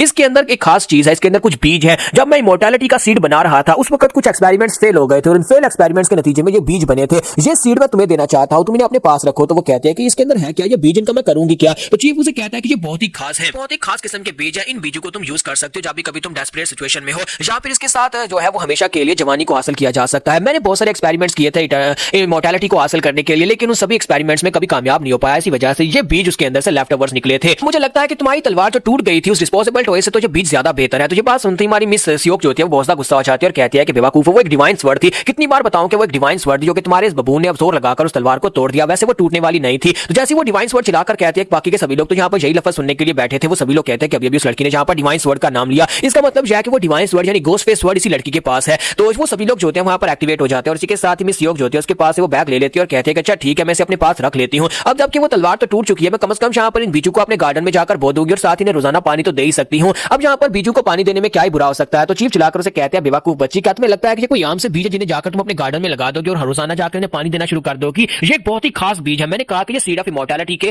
फेल्ड एक्सपेरिमेंट्स है। ये कोई आम के पेड़ नहीं है जो कि जाकर तुम अपने गार्डन में लगा दोगे और पानी देकर बाद में आम खाना शुरू कर दोगी। तो वो कहती है अच्छा ठीक है जो भी है मैं अपनी तरफ से पूरी कोशिश करूंगी। तो इसी के साथ ही मिस सियोक उसे कहते हैं कि चीफ तुमने थोड़ी देर पहले यहाँ पर कहा कि तुम दोनों यहाँ पर किसी चीज को ढूंढने के लिए काफी लंबे अरसे से काफी जगहों के ऊपर जा चुके हो, तो तुम किस बंदे को ढूंढ रहे थे, वो कौन सा इंसान है, मुझे भी तो उस बारे में बताओ। तो चीफ उसे कहता है कि तुम्हें किसने कह दिया कि हम किसी इंसान को ढूंढ रहे थे, हमने तो तुम्हें नहीं कहा कि हम किसी इंसान को ढूंढ रहे थे। तो वो कहते तो फिर बताओ किसको ढूंढ रहे थे। लेकिन अभी यहाँ पर इतनी बात होती है कि वो बंदा जो होता है यानी कि दूसरी जो स्क्वाड्रन गैंगस्टर्स का लीडर होता है वो आता है और आकर शूरा के सर पे हाथ रखते हुए उसका मुंह टेबल पर दे मारता है। तो इस बात से वो लोग काफी हैरान हो जाते हैं और बाकी के सभी गुंडे उन्हें चारों तरफ से घेर लेते हैं। तो मिस सियोक चलाकर कहती है कि ये क्या हो रहा है, आखिर तुम लोग कौन हो, यहाँ पर इसके साथ क्या कर रहे हो। एक गुंडा अपनी तलवार वहां पर मिस सियोक के गले पर भी रखता है और कहता है कि अपनी बकवास बंद करो। इसी के साथ लीडर उसे कहता है कि हमने सुना है कि तुम्हारे पास यहाँ पर वो डिवाइन गोस्ट फेस वर्ड है, अब जल्दी से बताओ कि वो तलवार कहां पर है। अगर तुम नहीं बताओगे तो सबसे पहले ये चूजा मरेगा और उसके बाद ये बुढ़ा आदमी मरेगा। एक एक करके हम यहाँ पर इनको मारना शुरू कर देंगे, जल्दी से मैं वो गोस्ट फेस वर्ड के बारे में बता दो। तुम यहाँ पर मेरे हटे कट्टे लोगों को देख रही हो, ये यहाँ पर तुम्हारा कचूमर बना देंगे अगर तुम यहाँ पर मुझे जल्दी से नहीं बताती कि वो तलवार कहां पर है। तो मिस सियोक वहां पर सोच रही होती है कि अब मैं इन्हें क्या बताऊं क्योंकि वो तलवार तो टूट चुकी है। और इसी के साथ वो लीडर की तरफ घूर कर देखता है, लीडर उसकी तरफ घूर कर देखता है, फिर साथ ही कहता है कि लगता है कि तुम मुझे इतनी आसानी से नहीं बताने वाली, लगता है कि पहले इस चूजे को मारना पड़ेगा या फिर पहले इस बुढ़े आदमी को मार डालते हैं, दोनों में से एक को मार डालते हैं और उसके बाद तुम यहाँ पर मुझे जरूर बताओगी कि यहाँ पर हुआ क्या, तलवार कहां पर है। अगर तुम यहाँ पर तलवार के बारे में नहीं बताती तो फिर मैं यहाँ पर इसको मारने लगा हूं। जब किसी के साथ ही हमारा अशूरा जो होता है वहीं पर नीचे नीचे से बात करते हुए कहता है कि चीफ इस कमीने ने यहाँ पर मेरा सर टेबल पर दे मारा है, क्या मैं यहाँ पर इसकी तशरीफ के ऊपर कूट सकता हूं। तो टीचर उसे कहता है कि हाँ क्यों नहीं, तुम इन सभी को कूट सकते हो। तो लीडर उसकी बात सुनने के बाद काफी ज्यादा हैरान होता है और चीफ से कहता है कि ये बुढ़े आदमी तुमने अभी भी यहाँ पर क्या कहा, क्या तुम्हें लगता है कि ये बच्चा हमारी तशरीफ को कूटेगा। तो इसी के साथ ही हमारा अशूरा जो होता है वहीं पर से सीधा स्टैंड अप हो जाता है। तो चीफ ने उसे नीचे दबा कर रखा हुआ था लेकिन वो इसके ऊपर इतना प्रेशर भी नहीं डाल पाता। तो हमारा अशूरा उठकर खड़ा हो जाता है, वहीं पर से घूमकर उसके मुंह पर एक पंच मारता है। तो जब अशूरा उस लीडर को पंच मारता है तो लीडर उठता हुआ पीछे वाली दीवार के साथ जाकर टकराता है और उसके साथ टकराकर काफी सारे उसके गुंडे भी गिर जाते हैं। सभी लोग भागते हुए अपने चीफ की तरफ जाते हैं, जाकर उसे उठाकर देखते हैं लेकिन उस बेचारे का तो उसके काफी सारे दांत टूट चुके होते हैं, वहीं पर गिरकर वो बेहोश हो चुका होता है। तो इसी के साथ ही हमारा अशूरा जो होता है वो उठता है और उठने के बाद कहता है कि अब यहाँ पर बाकी सभी लोगों की बारी है और वो सभी लोग अब बहुत ज्यादा गुस्सा हो जाते हैं और कहते हैं कमीने कहीं कि तुमने हमारे चीफ को मार डाला, अब तुम्हें यहाँ पर इसकी कीमत चुकानी पड़ेगी। और वो सभी लोग जो होते हैं वहां पर अपने अपने वेपन्स निकाल लेते हैं और कहता है कि इस बच्चे को मार डालो, इन तीनों को मार डालो, इनको इतनी बुरी तरह से मारो कि उसके बाद हम लोग यहाँ पर से गोस्ट फेस स्वॉर्ड लेकर वापस जाएंगे। इसने हमारे चीफ के साथ जो कुछ भी किया उसके बाद यहाँ पर इसे कीमत चुकानी पड़ेगी। जबकि हमारा अशूरा जो होता है वो काफी ज्यादा एक्साइटेड हो जाता है, हंसते हुए कहता है कि अब यहाँ पर मजा आने वाला है। मुझे लगता है कि मुझे ये मार्शल आर्ट्स की दुनिया काफी ज्यादा पसंद आने लगी है, यहाँ पर तो सभी लोग एक दूसरे को मारने पर तुले हुए हैं लेकिन यहाँ पर मजा भी आएगा। तो मिस सियोक उसे कहते हैं कि लगता है कि और कोई ऑप्शन नहीं बचा, मुझे भी जाकर फाइट करना पड़ेगी। जबकि चीफ उसे कहता है कि यंग मिस प्लीज यहाँ पर बैठ जाओ क्योंकि अशूरा को ये बात बिल्कुल पसंद नहीं है। जब मैं उसे इजाजत देता हूँ कुछ मजा करने की तो वो अकेले मजे करना चाहता है, कोई अगर उसके बीच में आ जाए तो उसे बिल्कुल पसंद नहीं आता, इसलिए प्लीज यहाँ पर उसे थोड़ी देर के लिए मजे करने दो, तुम मेरे साथ बैठो और हम लोग बैठकर यहाँ पर अपनी चाय पीते हैं। उसी के साथ ही दूसरी तरफ वो सभी गुंडे जो होते हैं बड़ी तेजी के साथ हमारे अशूरा के ऊपर अटैक करने के लिए आगे बढ़ते हैं। तो यहाँ पर हमारी एपिसोड 04 का एंड करेंगे और नेक्स्ट एपिसोड इससे भी ज्यादा मजेदार होने वाली है और उससे अगली एपिसोड उससे भी ज्यादा मजेदार होने वाली है। तो एपिसोड की एक्सप्लेनेशन अच्छी लगी हो तो कमेंट करके जरूर बताइएगा और वीडियो को लाइक करना मत भूलिएगा। Thank you.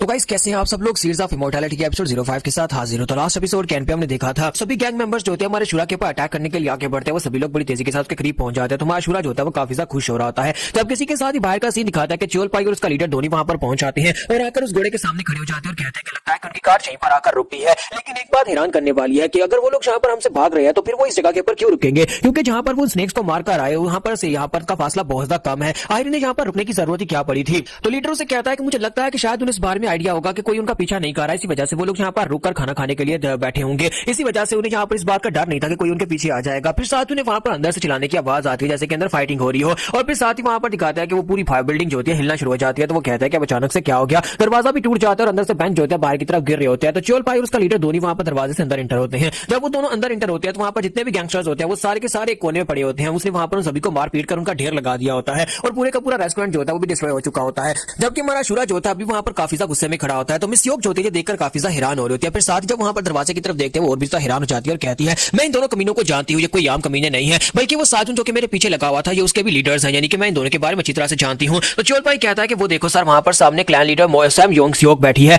यहाँ पर यही वो लड़की है और लगता है कि साजुन ने जिन दो बंदों के बारे में बताया था कि एक बुढ़ा आदमी और एक लड़का ये वही हो सकते हैं। और इसके साथ चोल पाई बड़ी तेजी के साथ हमारे शूरा के पास अटैक करने के लिए आगे बढ़ता है। तो वो शूरा के पास पहुंच जाता है, अपना हाथ आगे बढ़ाता है और उसे कहता है कि लड़के तुमने चाहे जैसे भी यहाँ पर तलवार को तोड़ दिया मुझे इस बात से फर्क नहीं पड़ता, लेकिन एक बार जब मैंने तुम्हें टच कर लिया उसके बाद तुम्हारा खेल खत्म हो जाएगा। वो सारी स्ट्रेंथ जो तुम्हारे पास है, जो भी स्ट्रेंथ को तुमने यूज किया था वो सारी अब मेरी हो जाएगी, क्योंकि मैं यहाँ पर देखना चाहता हूँ कि आयरा थी कौन सी ब्रूट स्ट्रेंथ है जो तुम्हारे पास है जिससे तुमने उस तलवार को शैटर किया है। जबकि मिस योक चलाकर उसे कहते हैं कि लड़के इसे टच मत करने देना, अगर इसने यहाँ पर तुम्हें बस टच कर लिया तो उसी के साथ तुम्हारा खेल खत्म हो जाएगा। इसके पास एक स्पेशल एबिलिटी है, किसी की भी पावर को अब्सॉर्ब कर सकता है। लेकिन जैसे वहां पर चोल पाई जो होता है अपना हाथ हमारे शूरा के मुंह के करीब लेकर जाता है और उसके मुंह को पकड़ने लगता है। इसी के साथ ही वो खुश भी हो रहा है कि अब यहाँ पर उसकी पावर उसे मिल जाएंगी। लेकिन शूरा जो होता है वहीं पर उसके मुंह पर थप्पड़ दे मारता है और उसे कहता है कि अपने गंदे हाथ मुझसे दूर रखो, तुम्हें किसने कहा कि तुम मुझे यहाँ पर टच कर सकते हो। और साथ ही वो उसे एक पंच मारता है। जब उसे पंच मारता है तो इसी के साथ ही चोल पाई जो होता है बहुत ही बुरी तरह से हिट होने के बाद उड़ता हुआ सीधा उन गैंगस्टर्स की तरफ जाता है, उस ढेर के ऊपर जाकर वो भी गिर जाता है। तो ये देखने के बाद उसका लीडर बहुत ज्यादा हैरान होता है और कहता है कि ऐसा कैसे हो सकता है, इसने चोल पाई की पावर्स को नॉलिफाई कर दिया क्योंकि वो उसकी एब्जॉर्बिलिटी को अब्सॉर्ब करने के लिए आगे बढ़ा था और साथ ही एक ही पंच के साथ चोल पाई इतनी दूर कैसे गिरा। तो मिस योक और भी ज्यादा हैरान हो जाती है। जबकि स्टीव जो होते हैं वहां पर चुपचाप बैठे होते हैं। हमारा शूरा जो होता है वहां पर अपने गले में लपटे हुए कपड़े के साथ अपना मुंह साफ करता है और कहता है कमीना कहीं का अपने गंदे हाथों के साथ मेरा मुंह गंदा कर रहा था। और इसी के साथ ही वहां पर चोल पाई की तरफ दिखाता है कि उसकी हालत खराब हो चुकी है, सिर्फ एक ही पंच खाने के बाद वहां पर गिरा पड़ा होता है और कहता है ये क्या हो गया, क्योंकि उसका बेचारे का हाथ जो होता है जो उसने आगे बढ़ाया था वो टूट चुका है, उसकी उंगलियां टूट चुकी हैं, मुड़ चुकी हैं। वो अपने हाथ की तरफ देखता है, उसका पूरा बाजू बल्कि टूट चुका होता है, सारी हड्डियां टूटी हुई हैं। तो हमारा शूरा जो होता है उसकी तरफ देखता है, गुस्से के साथ से कहता है कमीने कहीं के तुम्हारी हिम्मत कैसी हुई यहाँ पर फ्रेंडली कन्वर्सेशन को इंटरप्ट करने की, आए तुम हो कौन यहाँ पर बीच में क्यों आए। और साथ ही वो साइड के ऊपर देखता है उसके लीडर की तरफ, लेकिन लीडर वहां पर से गायब हो चुका होता है। तो हमारा शूरा कहता है कि मुझे यहाँ पर याद है थोड़ी देर पहले तो यहाँ पर एक और व्हाइट बालू वाला बंदा भी खड़ा था, लेकिन अब वो अचानक कहां पर चला गया। फिर साथ ही वो दूसरी तरफ देखता है जहां पर चोल पाई था, तो चोल पाई भी वहां पर से गायब हो चुका होता है। लेकिन जहां पर पहले चोल पाई लेटा हुआ था उसी जगह पर दिखाता है कि वहां पर एक बैंडेड जो होता है उसकी बॉडी के अंदर कुछ अजीब से चेंजेस होना शुरू हो जाते हैं। ऐसे लगता है जैसे उसकी बॉडी ज़ोंबीफाइड हो रही है, उसकी नसें बाहर की तरफ निकलना शुरू हो जाती हैं और साथ ही वहां पर उसकी बॉडी जो होती है वो वाकई में ज़ोंबीफाइड हो जाती है। लेकिन यहाँ पर कोई ज़ोंबीफिकेशन नहीं हो रही, बल्कि इसी के साथ ही आसपास उसके जितने भी वहां पर पड़े होते हैं सभी जख्मी गैंगस्टर्स जो होते हैं सभी की बॉडी ज़ोंबीफाइड होना शुरू हो जाती है। उन सभी इसकी बॉडी के ज़ोंबीफाइड होने के बाद सभी लोग खींचे चले जाते हैं और एक जगह के ऊपर इकट्ठे हो जाते हैं, यानी कि वो यहाँ पर एक बड़ा सा ग्लूटस मास बना रहे होते हैं। तो हमारा शूरा कहता है कि अब यहाँ पर क्या हो रहा है, क्या वो सारी की सारी डेड बॉडीज इकट्ठी हो रही है कि वो सभी एक जगह के ऊपर कैसे मिल रही है, क्या वहां पर किसी चुंबक का यूज किया जा रहा है। तो इसी के साथ दिखाते हैं कि वहां पर सभी डेड बॉडीज जो होती है एक दूसरे के साथ एब्जॉर्ब हो जाती है और एक दूसरे के अंदर एब्जॉर्ब होने के बाद चोल पाई जो होता है वहां पर एक बड़ी सी बॉडी बना लेता है, क्योंकि यहाँ पर इतने सारे लोगों का एब्जॉर्ब करने के बाद सभी की ह्यूमन बॉडी का एब्जॉर्ब करके उसकी अपनी बॉडी का साइज काफी ज्यादा लार्जर हो जाता है, जहां तक कि वो ऊपर छत के साथ लगना शुरू हो जाता है। तो हमारा शूरा जो होता है वो देखकर कहता है कि ये क्या लगता है कि ये कमीना यहाँ पर चीटिंग कर रहा है, इसने यहाँ पर बाकी की सभी बॉडीज को अपने साथ मर्ज करके अपने आप को यहाँ पर बड़ा कर लिया है। और साथ ही वो चीफ से कहता है कि चीफ तुम्हें नहीं लगता कि ये वही टेक्निक है जो हम लोगों ने वहां पर देखी थी। तो चीफ उसे कहता है कि हाँ मुझे लगता है कि बिल्कुल वही टेक्निक है। जैसे चीफ वहां पर उस टेक्निक के बारे में बताने लगता है कि उसने कैसे यहाँ पर ये सब कुछ किया होगा। इसी के साथ ही हमारी मिस योक कहते हैं ये वैम्पायरिक ऑस्मोसिस स्टाइल है, ये एक मार्शल आर्ट्स की टेक्निक है जिसे वैम्पायरिक ऑस्मोसिस स्टाइल कहा जाता है। तो चीफ उसे कहते हैं तुमने क्या कहा, तो उसे कहते हैं कि मैंने कहा कि ये एक मार्शल आर्ट्स की टेक्निक है। तो चीफ उसे कहते हैं क्या मार्शल आर्ट्स की टेक्निक के साथ भी ऐसा कुछ किया जा सकता है। तो उसे कहते हैं क्या तुम्हें यहाँ पर इस टेक्निक के बारे में नहीं पता, मार्शल आर्ट्स की दुनिया में बहुत सारी ऐसी टेक्निक्स है जिसके साथ हम लोग ऐसा बहुत कुछ कर सकते हैं। ये बंदा जिसका नाम चोल पाई था ये एक ब्लड सकर है जो दूसरों के ब्लड को एब्जॉर्ब कर सकता है। ये एक असैसिन है जो कि यहाँ पर फोर्ट सॉवरियन के लिए काम करता है। फोर्ट सॉवरियन के नीचे बहुत सारे असैसिन्स काम करते हैं और उनका लीडर जो है यहाँ पर इन्हें डिफरेंट टाइप के मिशंस देता है। हमारी फैमिली के ऊपर भी इसी ने अटैक किया था। ये लोग हमारे पास से घोस्ट फेस स्वॉर्ड लेने के लिए आए थे, इसी वजह से ये मेरा पीछा कर रहे हैं। तो इसी के साथ ही मास्टर जो होते हैं चीफ उसे कहते हैं कि अच्छा तो ये सब कुछ मार्शल आर्ट्स है, लेकिन मुझे बिल्कुल भी आइडिया नहीं था कि मार्शल आर्ट्स ये भी कर सकती है। तो मिस योक उसे कहते हैं कि हाँ मार्शल आर्ट्स बहुत कुछ कर सकती है, ये कमीना यहाँ पर जितने चाहे उतने लोगों की एनर्जी को एब्जॉर्ब कर सकता है और अपने आप को स्ट्रॉन्गर बना सकता है। मैंने तो सुना है कि अगर यहाँ पर इसी तरह ये बहुत सारे लोगों की एनर्जी को एब्जॉर्ब करता रहेगा तो एक दिन ये इमॉर्टल हो जाएगा, यानी कि यहाँ पर ये मर नहीं सकता, ये बार बार लोगों की एनर्जी को एब्जॉर्ब करके अपने आप को जिंदा कर सकता है। इसी को तो इमॉर्टैलिटी कहते हैं। तो चीफ उसकी बात सुनने के बाद से कहता है कि मुझे लगता है कि यहाँ पर दुनिया को बेवकूफ बना रहा है अपनी इस टेक्निक के साथ। इसे लगता है कि इसने इमॉर्टैलिटी को अचीव कर लिया। नहीं, इमॉर्टैलिटी के सीक्रेट को हासिल करना इतना भी आसान नहीं है। इसी के साथ ही माशूरा जो होता है वो भी काफी हैरान हो रहा था। तो मास्टर से कहता है कि लड़की क्या तुम वो सीड्स का बैग मुझे दे सकती हो, मैंने तुम्हें सीड ऑफ इमॉर्टैलिटी के फेल एक्सपेरिमेंट्स के बीज दिए थे, क्या वो तुम मुझे दोगी। तो वो उसे कहती है कि हाँ क्यों नहीं, और वो बीज उसे दे देती है। जबकि इसी के साथ ही चोल पाई जो होता है वो आगे की तरफ बढ़ता है, माशूरा के पास आ जाता है। जब वो शूरा के पास आता है तो हंसते उसे कहता है काफी अर्से के बाद मैंने यहाँ पर अपने साइज को इतना बड़ा किया और इतना बड़ा करने के बाद मुझे काफी ज्यादा अच्छा महसूस हो रहा है। अब मैं तुम सभी लोगों को अपने पांव के नीचे क्रश करने वाला हूँ। जबकि माशूरा जो होता है वहां पर से एक बड़ा सा ब्लेड उठा लेता है और काफी ज्यादा खुश हो रहा था और कहता है कि मुझे लगता है कि अब मुझे काफी ज्यादा मजा आने वाला है। मुझे तो लगा था कि जहां पर इस जगह के ऊपर आकर मजा नहीं आएगा, लेकिन जहां पर तो मार्शल आर्टिस्ट और मार्शल आर्टिस्ट काफी ज्यादा कूल है। जब किसी के साथ ही चोल भाई अपना पंच बनाता है और उसे कहता है कि जब मैं यहाँ पर अपने पंच के साथ तुम्हें क्रश करूंगा तब तुम्हें यहाँ पर मजा आएगा, तुम्हें बहुत ज्यादा मजा आने वाला है। लेकिन दूसरी तरफ से हमारा शूरा जो होता है वो भी अपना ब्लेड उठाकर कहता है कि मुझे मार्शल आर्टिस्ट बहुत ज्यादा पसंद आ रहे हैं और बहुत सारे मार्शल आर्टिस्ट यहाँ पर आने चाहिए और मैं उनसे फाइट करूंगा। लेकिन चीफ वहां पर बीच में आते हैं, उसके मुंह पर थप्पड़ मारते हैं और कहता है कि चल बच्चे पीछे हट जा, अब यहाँ पर तुम्हारे चीफ को यहाँ पर एक्सपेरिमेंट करने दो, मैं यहाँ पर इस लड़की को दिखाता हूँ कि ये सीड ऑफ इमॉर्टैलिटी कैसे काम करता है। तो मुझसे कहता है कि लड़की मैंने तुम्हें कहा था ना कि तुम्हें यहाँ पर सीड ऑफ इमॉर्टैलिटी से काफी फायदा होगा। ये गार्डन में लगाने वाले कोई बीज नहीं है जिससे तुम आम उगा सकती हो, बल्कि ये बहुत ही खास किस्म के बीज और मैं यहाँ पर तुम्हें ये दिखाने वाली हूँ कि ये कैसे काम करते हैं। तो यहाँ पर हम लोग अपनी एपिसोड 05 का एंड करेंगे और नेक्स्ट एपिसोड में देखेंगे कि ये सीड ऑफ इमॉर्टैलिटी क्या काम करते हैं। तो गाइस कैसे हैं आप सब लोग सीड्स ऑफ इमॉर्टैलिटी के एपिसोड 06 के साथ हाजिर हो। तो लास्ट एपिसोड के एंड पे हमने देखा था कि हमारा चीफ जो था अपने हाथ में बैग लेकर आगे बढ़ता है और मिस योग से कहता है मैं तुम्हें दिखाता हूं कि ये सीड ऑफ इमॉर्टैलिटी कैसे काम करते हैं। जब किसी के साथ चोल पाई जो होता है वहां पर चीफ को पंच मारने लगता है तो वो चिल्लाकर उसे कहते हैं कि चीफ अपने पीछे देखो, वो तुम्हें पंच मारने लगा है। जैसे उसका पंच होता है वो चीफ की तरफ आगे बढ़ रहा था तो चीफ इसी के साथ इस बैग को ओपन करते हैं और उसके अंदर से एक छोटे से बीज को निकालकर सामने की तरफ थ्रो कर देते हैं। जब उस बीज को सामने की तरफ थ्रो करते हैं वो उसके पंच के साथ जाकर टकराता है और उसी के साथ उस पंच के अंदर एब्जॉर्ब हो जाता है और जैसे वहां पर वो बीज उसके पंच के अंदर एब्जॉर्ब होता है इसी के साथ ही वहां पर उसकी जो ग्रोथ होती है वो वहीं पर रुक जाती है, यानी कि वो आगे की तरफ बढ़ रहा था लेकिन अब यहाँ पर वो एक बड़ा सा गोला बन जाता है। जब वो एक बड़ा सा गोला बन जाता है तो उसकी पूरी बॉडी जहाँ तक उसका फेस और उसकी पूरी की पूरी बॉडी जो होती है वहीं पर एक ऐसी एक गोला बनकर ऊपर की तरफ उगना शुरू हो जाता है, यानी कि क्योंकि उसकी बॉडी के अंदर अब एक बीज चला गया है तो वो बीज बनकर ऊपर की तरफ एक पौधा बन जाता है और उसकी बॉडी वहां पर अनलिमिटलेस ग्रो करना शुरू कर देती है। तो हमारी मिस योग भी देखकर बहुत ज्यादा हैरान होती है और देखते देखते वो पेड़ बनकर वहां पर उस छत को तोड़ता है, छत के अंदर से बाहर निकलता है, फिर साथ ही एक बड़ा पेड़ बनकर ऊपर की तरफ जाना स्टार्ट करता है। देखते देखते वो पूरी की पूरी बिल्डिंग जो होती है वो गिर जाती है और उसके अंदर से वो बीज जो होता है एक बड़ा सा पौधा बनकर ऊपर की तरफ जाता है। उसका तना इतना बड़ा हो जाता है कि ऊपर आसमान में बादलों में चला जाता है और बादलों में जाने के बाद उसके ऊपर फूल लगते हैं और साथ ही उसके ऊपर पत्ते निकल आते हैं। जबकि नीचे का सीन दिखाते हैं कि चीफ उसे कहता है कि लड़की क्या अब तुम्हें यहाँ पर समझ आई, ये वो चीज है जो मैंने वहां पर क्रिएट की थी, मुझे असल में यहाँ पर सीड ऑफ इमॉर्टैलिटी के लिए भेजा गया था लेकिन मैं यहाँ पर इस फेल्ड एक्सपेरिमेंट के साथ ये सब कुछ करता रहा, यानी कि इमॉर्टैलिटी को अचीव करना इतना भी आसान नहीं है। तो चीफ उसे कहता है कि इसी वजह से मैं यहाँ पर जो बीज तुम्हें दे रहा था ये बहुत ज्यादा खास बीज है, इन बीजों को अपने पास संभाल कर रखो, जब भी कभी तुम्हें मुश्किल आए तो इन बीजों को यूज कर लेना और तुम उस मुश्किल से निकल जाओगी। लेकिन जब वो पीछे घूमकर देखते हैं तो मिस योग वहां पर नहीं होती तो वो शूरा से कहता है कि शूरा मिस योग कहां पर चली गई है। तो वो कहता है कि थोड़ी देर पहले तो वो यहीं पर खड़ी थी, बता रही कहां पर चली गई है और साथ में पीछे से आवाज आती है कि वो लीडर जो होता है वहां पर उसने मिस योग को किडनैप कर लिया होता है और उसे किडनैप करने के बाद वहां पर सामने एक पेड़ की डाल के ऊपर खड़ा होता है। वहां पर वो मिस योग को देखता है कि उसके हाथ में होती है। उसी के साथ लीडर उसे कहता है कि तुम लोग यहाँ पर मेरी बात को ध्यान से सुनो, मैंने तुम्हारे दोनों के चेहरे देख लिए हैं और अगली बार मैं पूरी तैयारी के साथ आऊंगा और अगली बार मैं यहाँ पर इस तरह से भागूंगा नहीं। जब वो इतनी बात करता है इसी के साथ ही शूरा का ब्लेड उसके सर के अंदर आकर धंस जाता है तो शूरा अपने ब्लेड को वहीं पर से नीचे से थ्रो करता है और उसके सर के अंदर जाकर सीधा ब्लेड लगता है। तो चीफ चिल्लाकर उसे कहते हैं कि लड़के कहीं तुम्हारा दिमाग तो नहीं खराब हो गया, क्या तुम यहाँ पर उसका सर खोलना चाहते हो? हम उस बंदे को यहाँ पर कैप्टिव बना सकते थे, यानी कि हम उसे यहाँ पर बंदी बनाकर रख सकते थे और उसके पास सारी इन्फॉर्मेशन ले सकते थे कि वो कमीना हमारे पीछे क्यों पड़ गया है। तो वो उसे कहता है सॉरी चीफ, मैं यहाँ पर कुछ ज्यादा जज्बाती हो गया था, मुझे लगा कि बस इसको मारकर खत्म करना है तो मैंने अपने ब्लेड को थ्रो कर दिया। तो चीफ उसे कहता है बेवकूफ बच्चे, तुमने यहाँ पर उसे मार दिया, अब हमें यहाँ पर की इन्फॉर्मेशन किससे मिलेगी? तुम यहाँ पर जिसको भी देख रहे हो उसको मार देते हो। जब किसी के साथ ही वो चीफ जो होता है उन लोगों से कहता है कि ये लास्ट टाइम नहीं है कि हम लोग एक दूसरे को देख रहे हैं, क्योंकि वहां पर उसका शैडो क्लोन होता है, वो शैडो क्लोन जो होता है आहिस्ता आहिस्ता वहां पर से गायब हो जाता है। वो उनसे कहता है कि मैं दोबारा तुमसे जरूर मिलूंगा और साथ ही वो गायब हो जाता है। उसके गायब हो जाने के थोड़ी देर के बाद का सीन दिखाते हैं कि मां शूरा जो होता है वहीं पर पेड़ों में उसे ढूंढ रहा था। चीफ उसे कहता है क्या तुम्हें वो मिले? तो वो कहता है नहीं बॉस, मुझे वो बिल्कुल भी नहीं मिला, वो कहीं पर चला गया है, जहां पर मैंने तलवार फेंकी थी वहां पर भी नहीं है, ना ही उसके कहीं पर फुटप्रिंट्स, ऐसे लगता है जैसे वो हवा में गायब हो गया हो। तो फिर साथ ही वो कहता है क्यों ना हम लोग यहाँ पर अपने क्लोज कॉन्फिडेंट यानी ताचियोन को कहता है कि वो उसको ढूंढे। तो ताचियोन जो होता है वहां पर सोच रहा है कि मैं यहाँ पर एक घोड़ा हूं, कुत्ता नहीं जो यहाँ पर सूंघकर उन्हें ढूंढ निकालूंगा। तो इसी के साथ ही चीफ उसे कहता है कि मुझे लगता है कि उस लड़की को ढूंढना ही पड़ेगा, कहीं ऐसा ना हो कि वो लड़की बेचारी मारी जाए और हमारे साथ ही तो हमारा फर्ज बनता है कि हम उस लड़की को ढूंढकर बचाएं। और इसी के साथ ही वो दोनों जो होते हैं वहां पर से आगे की तरफ बढ़ना स्टार्ट करते हैं ताकि हम इस योग को ढूंढ सके और उसे ढूंढकर बचा सके। तो यहीं पर नेक्स्ट सीन जो होता है हमें यहाँ पर सोवियन फोर्ट का दिखाया जाता है। फोर्ट सोवियन के अंदर सभी असैसिन्स रहते हैं और फोर्ट काफी ज्यादा बड़ा होता है जो कि माउंटेन्स के बीचों बीच होता है और यहीं पर वो लीडर जो होता है वहां पर हमारी मिस योग को उठाकर लाता है और जेल के अंदर बंद कर देता है। वो उसे जेल के कमरे के अंदर फेंक देता है और उसे कहता है कि अब तुम यहीं पर रहोगी। और साथ ही वो गार्ड से कहता है कि मैं चाहता हूं कि तुम लोग यहाँ पर बिल्कुल इसके ऊपर नजर रखना,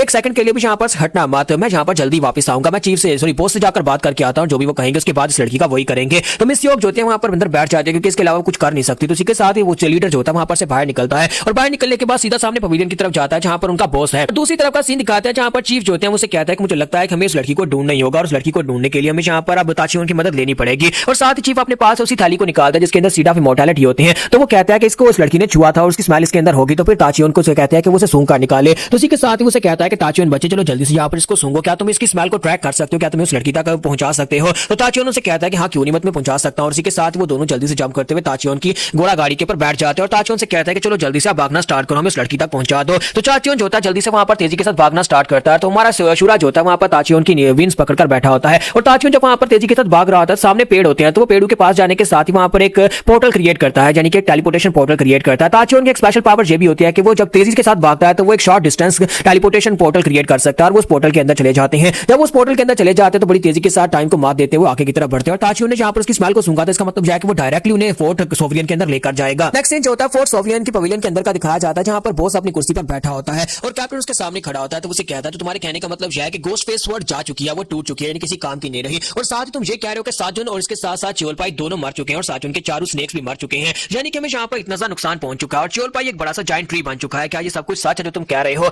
तो लीडर उसे कहता है कि जी बॉस, मैं जो कुछ भी कह रहा हूँ बिल्कुल सच है, मैंने अपनी आंखों से सब कुछ होते हुए देखा है। तो उसे कहता है कि अच्छा तो तुम यहाँ पर अपने आप को इंटेलिजेंस स्क्वाड्रन के कैप्टन कहते हो, जबकि तुम यहाँ पर जो कुछ भी करके आए वो सिर्फ ये कि तुम एक बेकार सी लड़की को होस्टेज बनाकर वापस ले आए। ना तो तुम यहाँ पर अपने साथ गोस्ट फेस स्वॉर्ड लेकर आ पाए, ना ही तुम यहाँ पर उस लड़के या फिर उस बुढ़े आदमी को मार पाए जिन लोगों ने तुम्हारे दो साथियों को मार डाला है। तो कैप्टन उसे कहता है कि बॉस, मैं कोई ऐसा इंसान नहीं हूं कि ऐसी फाइट लड़ूं जिसमें मुझे पता है कि मैं मरने वाला हूं। मैं यहाँ पर किसी ऐसी फाइट को लड़ता हूं जिसमें बाद में तैयारी करके वापस जाया जा सके, तो वहां पर से रिट्रीट करना ज्यादा बेहतर होता है। तो उसका बॉस से कहता है कि बस बहाने बना रहे हो और साथ ही उसे घूर कर देखता है तो वो कहता है आप ऐसे ही समझ ले। उसी के साथ ही उसे कहता है कि मुझे ये खबर जो है बिल्कुल भी अच्छी नहीं लगी, हालांकि मैं यहाँ पर तुम्हारे काम से बिल्कुल भी खुश नहीं हूँ, लेकिन कम से कम तुम अपने साथ यहाँ पर इन्फॉर्मेशन तो लेकर आए हो, यानी कि हमें पता है कि इस वक्त तुम्हारा दुश्मन कौन है। उस लड़की के साथ एक बुढ़ा आदमी और एक अजीब सा लड़का, यानी कि वो हमारे दुश्मन है। हम तुम्हारी इस इन्फॉर्मेशन को यूज कर सकते हैं। और साथ ही उसे कहता है कि बॉस, हम लोग यहाँ पर उस होटेल लड़की का क्या करें, यानी उस मिस्यो का क्या करें। तो उसे कहता है कि उस लड़की का हम लोग क्या ही करेंगे। क्या तुम्हें लगता है कि जहाँ पर वो लड़की हमारे किसी काम की है? ये लड़की तो सियो क्लैन से है ना, सियो क्लैन के वो लोग जो कि इस वक्त ग्रैंड मास्टर यूनियन की स्काई मिस्ट वैली के अंदर जाकर पनाह ले रहे हैं, यानी कि बाकी के सभी लोग जो है इनके जो कमीने लोग हैं वहीं पर जाकर स्काई मिस्ट वैली के अंदर छुपे हुए हैं। तो कैप्टन उसे कहता है कि बॉस, आप बस मुझे यहाँ पर ऑर्डर करें, मैं जाकर उस लड़की को इन्वेस्टिगेट करता और उसको इन्वेस्टिगेट करने के बाद हमें यहाँ पर काफी कुछ पता चल सकता है, जैसे कि उस बुढ़े आदमी और उस लड़के के बारे में पता चलेगा कि क्या वो वाकई में स्काई मिस्ट वैली से हैं, या फिर मुझे स्काई मिस्ट वैली के बारे में पता चल सकता है कि उनके पावर लेवल्स क्या है, उनके पास कितने सोल्जर्स हैं, वो कितने स्ट्रॉन्गर हैं। लेकिन बॉस से कहता है कि नहीं, तुम्हें ये सब कुछ करने की इजाजत नहीं है, अभी जाओ जाकर उस लड़की को मार डालो। तो कैप्टन उसे कहता है लेकिन माय लॉर्ड, उसको मारने से जिंदा रखने में ज्यादा फायदा है। तो उसे कहता है नहीं, उसे मारने में ज्यादा फायदा है, क्योंकि उसने यहाँ पर गोस्ट फेस स्वॉर्ड उसके हाथ में थी, लेकिन तुम उसे ला नहीं सके और गोस्ट फेस स्वॉर्ड के बिना हमारे लिए वो लड़की किसी काम की नहीं है। अभी जाओ जाकर उस लड़की को मार डालो और उसके बाद हम लोग यहाँ पर अपने जितने भी लोग मरे हैं उन सभी का बदला लेने के लिए फुल फोर्स के साथ जाकर स्काई मिस्ट वैली के ऊपर अटैक कर देंगे और स्काई मिस्ट वैली के ऊपर दावा बोलकर वहां पर जितने लोग हैं सभी को मार डालेंगे। यहाँ पर हमारी एपिसोड 06 का एंड करेंगे और नेक्स्ट एपिसोड बहुत ज्यादा मजेदार होने वाला है, क्योंकि हमारा शूरा जो है वो अपनी घोड़ा गाड़ी के साथ सीधा यहीं पर इसी फोर्ट के अंदर ही आने वाला है, जहां पर आने के बाद वो जो तबाही मचाएगा, जो कुछ करेगा, वो सब कुछ हम लोग नेक्स्ट एपिसोड में देख पाएंगे।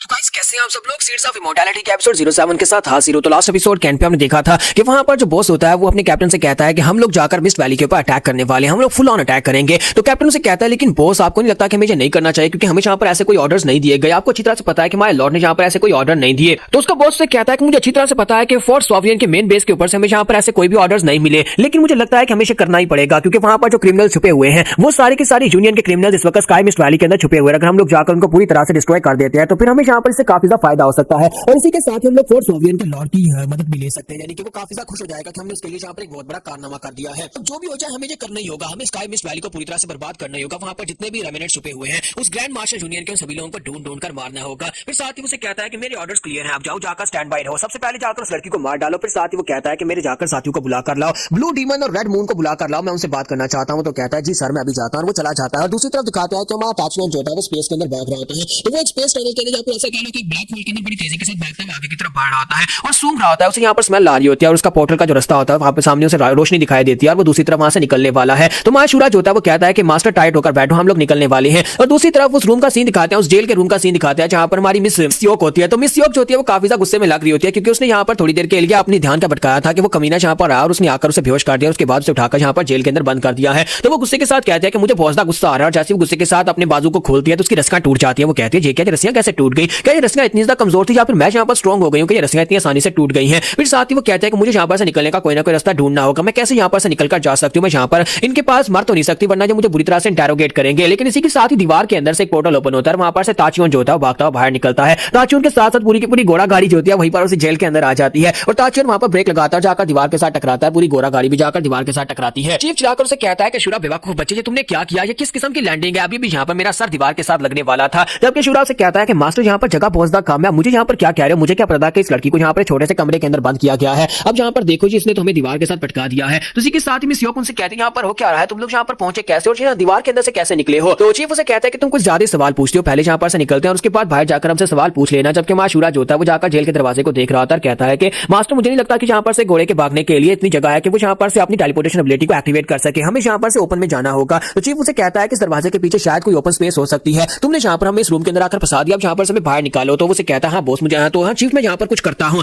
और उसके बाद बाहर का सीन दिखाते हैं कि जेल के बाहर जो गार्ड्स खड़े होते हैं वो कहते हैं कि अंदर वो लड़की इतना ज्यादा शोर क्यों मचा रही है। तो ये कहता है कि मैं अंदर जाकर देख कर आता हूँ, लेकिन जैसे वो जाने लगता है इसी के साथ जेल का दरवाजा भी टूट जाता है और पूरी की पूरी माउंटेन ही टूट जाती है, यानी कि वो पूरी जेल ही टूट जाती है। शूरा वहां पर अपने डंडे के साथ अटैक करता है तो पूरी माउंटेन को तोड़ देता है। शूरा कहता है कि देखा देखा चीफ मैंने कहा था ना कि सामने एक बड़ा सा ग्राउंड होगा, यहाँ पर सामने एक बहुत ही बड़ा ग्राउंड है, हम लोग यहाँ पर ताचियों को भगा सकते हैं और अपनी टेलीपोर्टेशन एबिलिटी से हमें यहाँ से बाहर निकाल देगा। जबकि वहां पर क्योंकि फोर्ट्रेस के अंदर होते हैं तो बहुत सारे सोल्जर्स होते हैं, वो लोग कहते हैं कि ये क्या हो गया, हमारी जेल को तोड़ दिया गया है, यहाँ पर इंट्रूडर्स घुस आए हैं, जल्दी से यहाँ पर अलार्म मचा दो, दुश्मन घुस आया, उन्होंने यहाँ पर एक्सप्लोजिव्स का इस्तेमाल किया है। और दूसरी तरफ हमें अंदर का सीन दिखाते हैं जहाँ पर ब्लू मून और रेड मून जो होते हैं उनको अंदर बुलाया जाता है, दोनों यहाँ पर आर्मी के जनरल्स होते हैं। और बॉस उन दोनों से कहता है कि मैंने यहाँ पर एक मिशन जारी किया है, जिस मिशन में यहाँ पर स्काई मिस्ट वैली को पूरी तरह से नाइलेट करना है, अब बताओ कि तुम दोनों में से कौन इस मिशन को लेना चाहेगा। तो ब्लू मून से कहता है कि मास्टर मैं यहाँ पर इस मिशन को लेना चाहूंगा, मेरे लिए बहुत ही बड़ी आनर की बात होगी अगर मैं इस मिशन को पूरा करता हूँ। मेरी परसुएट स्क्वाड जो है वो यहाँ पर किसी की सेंट को महसूस कर सकती है और हम लोग यहाँ पर इस तरह की मैसेकर को बड़ी आसानी से क्लियर कर सकते हैं, यानी कि हम लोग यहाँ पर बड़ी मैसेकर्स को हैंडल कर सकते हैं जिसमें पूरे के पूरे क्लैन को नाइलेट करना हो। मुझे बस 10 दिन का समय दें, 10 दिन के अंदर अंदर स्काई मिस्ट वैली तबाह हो जाएगी। तो बॉस से कहता है कि 10 दिन तो ज्यादा होते हैं, जबकि इसी के साथ रेड मून से कहता है कि बॉस मुझे लगता है कि इसकी जो स्क्वाड है वो इतनी खास नहीं है कि वो जाकर स्काई मिस्ट वैली के अंदर फाइट कर सके, क्योंकि वो लोग तो परसुएट स्क्वाड के लोग हैं और वो लोग ऐसे टेरेन में ऐसे इलाके में फाइट नहीं कर सकते। मुझे आप बस यहाँ पर 3 दिन का समय दें, 3 दिन के अंदर अंदर मैं स्काई मिस्ट वैली को तबाह बर्बाद कर दूंगा, सभी लोगों को मार डालूंगा और वापस आकर रिपोर्ट दूंगा। तो बॉस उसकी बात सुनने के बाद खुश हो जाता है और कहता है कि ये 3 दिन का समय काफी है, मुझे लगता है कि तुम यहाँ पर ठीक हो, मैं 3 दिन का समय तुम्हें देता हूँ। लेकिन साथ ही वहां पर बिल्डिंग हिलना शुरू हो जाती है, वो लोग कहते हैं कि अब यहाँ पर अचानक से क्या हो गया, धमाका कहां से हुआ है। तो वो तीनों ही जो होते हैं वो भागते हुए वहां पर आते हैं बैल्कनी में और वहां पर से बाहर की तरफ देखते हैं, क्योंकि हमारा शूरा जो होता है वहां पर अपने डंडे के साथ ग्राउंड के ऊपर अटैक्स कर रहा था उन सभी सोल्जर्स को फेंड ऑफ करने के लिए। अब ये सभी लोग वहां पर खिड़की में आकर खड़े होते हैं और वहां पर बैल्कनी से बाहर की तरफ देखते हैं। तो उसके साथ ही कैप्टन जो होता है वो चलाकर कहता है कि बॉस बॉस ये वही 2 लोग हैं, ये बुड्ढा आदमी और ये लड़का वही है जिन लोगों ने वहां पर हमारे काम को खराब किया, चोल पाई और साजुन दोनों को भी यहाँ पर इसी ने मारा था। और दूसरी तरफ चीफ जो होता है वो घोड़ी गाड़ी के ऊपर बैठा होता है, हमारे शूरा से कहता है कि क्या तुम आ रहे हो या फिर हम तुम्हारे बिना ही यहाँ पर से चले जाए, क्योंकि अगर तुम यहाँ पर नहीं आओगे तो फिर हम लोग यहाँ से चले जाएंगे, क्योंकि इनका तो कोई अंत नहीं है, वो पीछे से आते जा रहे हैं, हमें जल्दी से जल्दी यहाँ से निकलना होगा। तो इसी के साथ चीफ जो होता है वहां पर घोड़े को चलाना स्टार्ट करते हैं और कहता है कि मोरान अब तुम क्यों नहीं चल रहे बेवकूफ ताचियन, तुम्हें यहाँ पर सिर्फ अशूरा ही चला सकता है, लेकिन हम भी तो चला सकते हैं, तुम चलते क्यों नहीं हो। और हमारा शूरा भागता हुआ आगे बढ़ता कहता है रुको रुको रुको मैं भी आ रहा हूँ। तो जैसे हमारा शूरा जो होता है भागता हुआ जा रहा था, पीछे से तीर चलाए जा रहे होते हैं और एक तीर जो होता है उसकी तशरीफ में आकर लग जाता है। तो शूरा पीछे की तरफ घूमकर देखता है, कहता है कि ये क्या हुआ, और जब वो देखता है तो उसकी तशरीफ में एक तीर लगा होता है। इस बात से हमारा शूरा काफी गुस्सा हो जाता है और दूसरी तरफ वो सभी लोग जो होते हैं वो कहता है कि जल्दी से उनके ऊपर तीरों की बरसात करो, उन्हें यहाँ पर से जाने मत देना, उन तीनों में से कोई एक भी जिंदा बचकर नहीं जाना चाहिए। लेकिन हमारा शूरा जो होता है वहीं पर से गुस्से के साथ पीछे की तरफ घूमता और कहता है कमीनों में तुम्हें नहीं छोड़ूंगा, तुमने मेरी तशरीफ में यहाँ पर तीर मार दिया। और वो अपना डंडा उठाता है और गुस्से के साथ वहीं पर ग्राउंड के ऊपर दे मारता है। जब वो जोर से अपना डंडा ग्राउंड के ऊपर मारता है तो वहां पर एक शॉक वेव निकलती है। तो वो शॉक वेव इतनी ज्यादा पावरफुल होती है कि आहिस्ता आहिस्ता, यानी कि जैसे कि यहाँ पर एनिमेशन में होता है एक स्टेप दूसरा स्टेप और तीसरा स्टेप, वहां पर बस तबाही मचती है और एक तबाही के साथ साथ पूरे का पूरा ग्राउंड जो होता है वो हिलना शुरू हो जाता है, नीचे का ग्राउंड फट जाता है और सामने तक उनका पवेलियन जहां पर उनका बॉस जो था और कैप्टन खड़े थे वहां पर भी एक बड़ी सी दरार पड़ जाती है और पवेलियन का आधा हिस्सा टूट जाता है और उस ग्राउंड के अंदर जितने लोग होते हैं वो सारे के सारे उस मिट्टी के ऊपर उखड़ने की वजह से वहीं पर ग्राउंड के ऊपर औंधे गिर जाते हैं। और दूसरी तरफ हमारा ताचियोन जो होता है वो बेचारा, क्योंकि वो फ्लैट ग्राउंड के ऊपर था, नीचे का ग्राउंड अब यहाँ पर ऊपर खाबड़ हो चुका है, तो वो भी वहां पर गिर जाता है। तो इसी के साथ पूरा मैदान जो है अब यहाँ पर पूरी तरह से खराब हो चुका है। ये देखने के बाद बॉस और उसके कैप्टन बहुत हैरान होते हैं। तो बॉस कहता है ये कैसे हो सकता है, मैंने अभी भी यहाँ पर क्या देखा, एक लड़का अकेले यहाँ पर इतनी ज्यादा पावरफुल स्ट्रेंथ कैसे रख सकता है, इतनी मॉन्स्टर स्ट्रेंथ उसने पूरे के पूरे ग्राउंड को हिलाकर रख दिया है।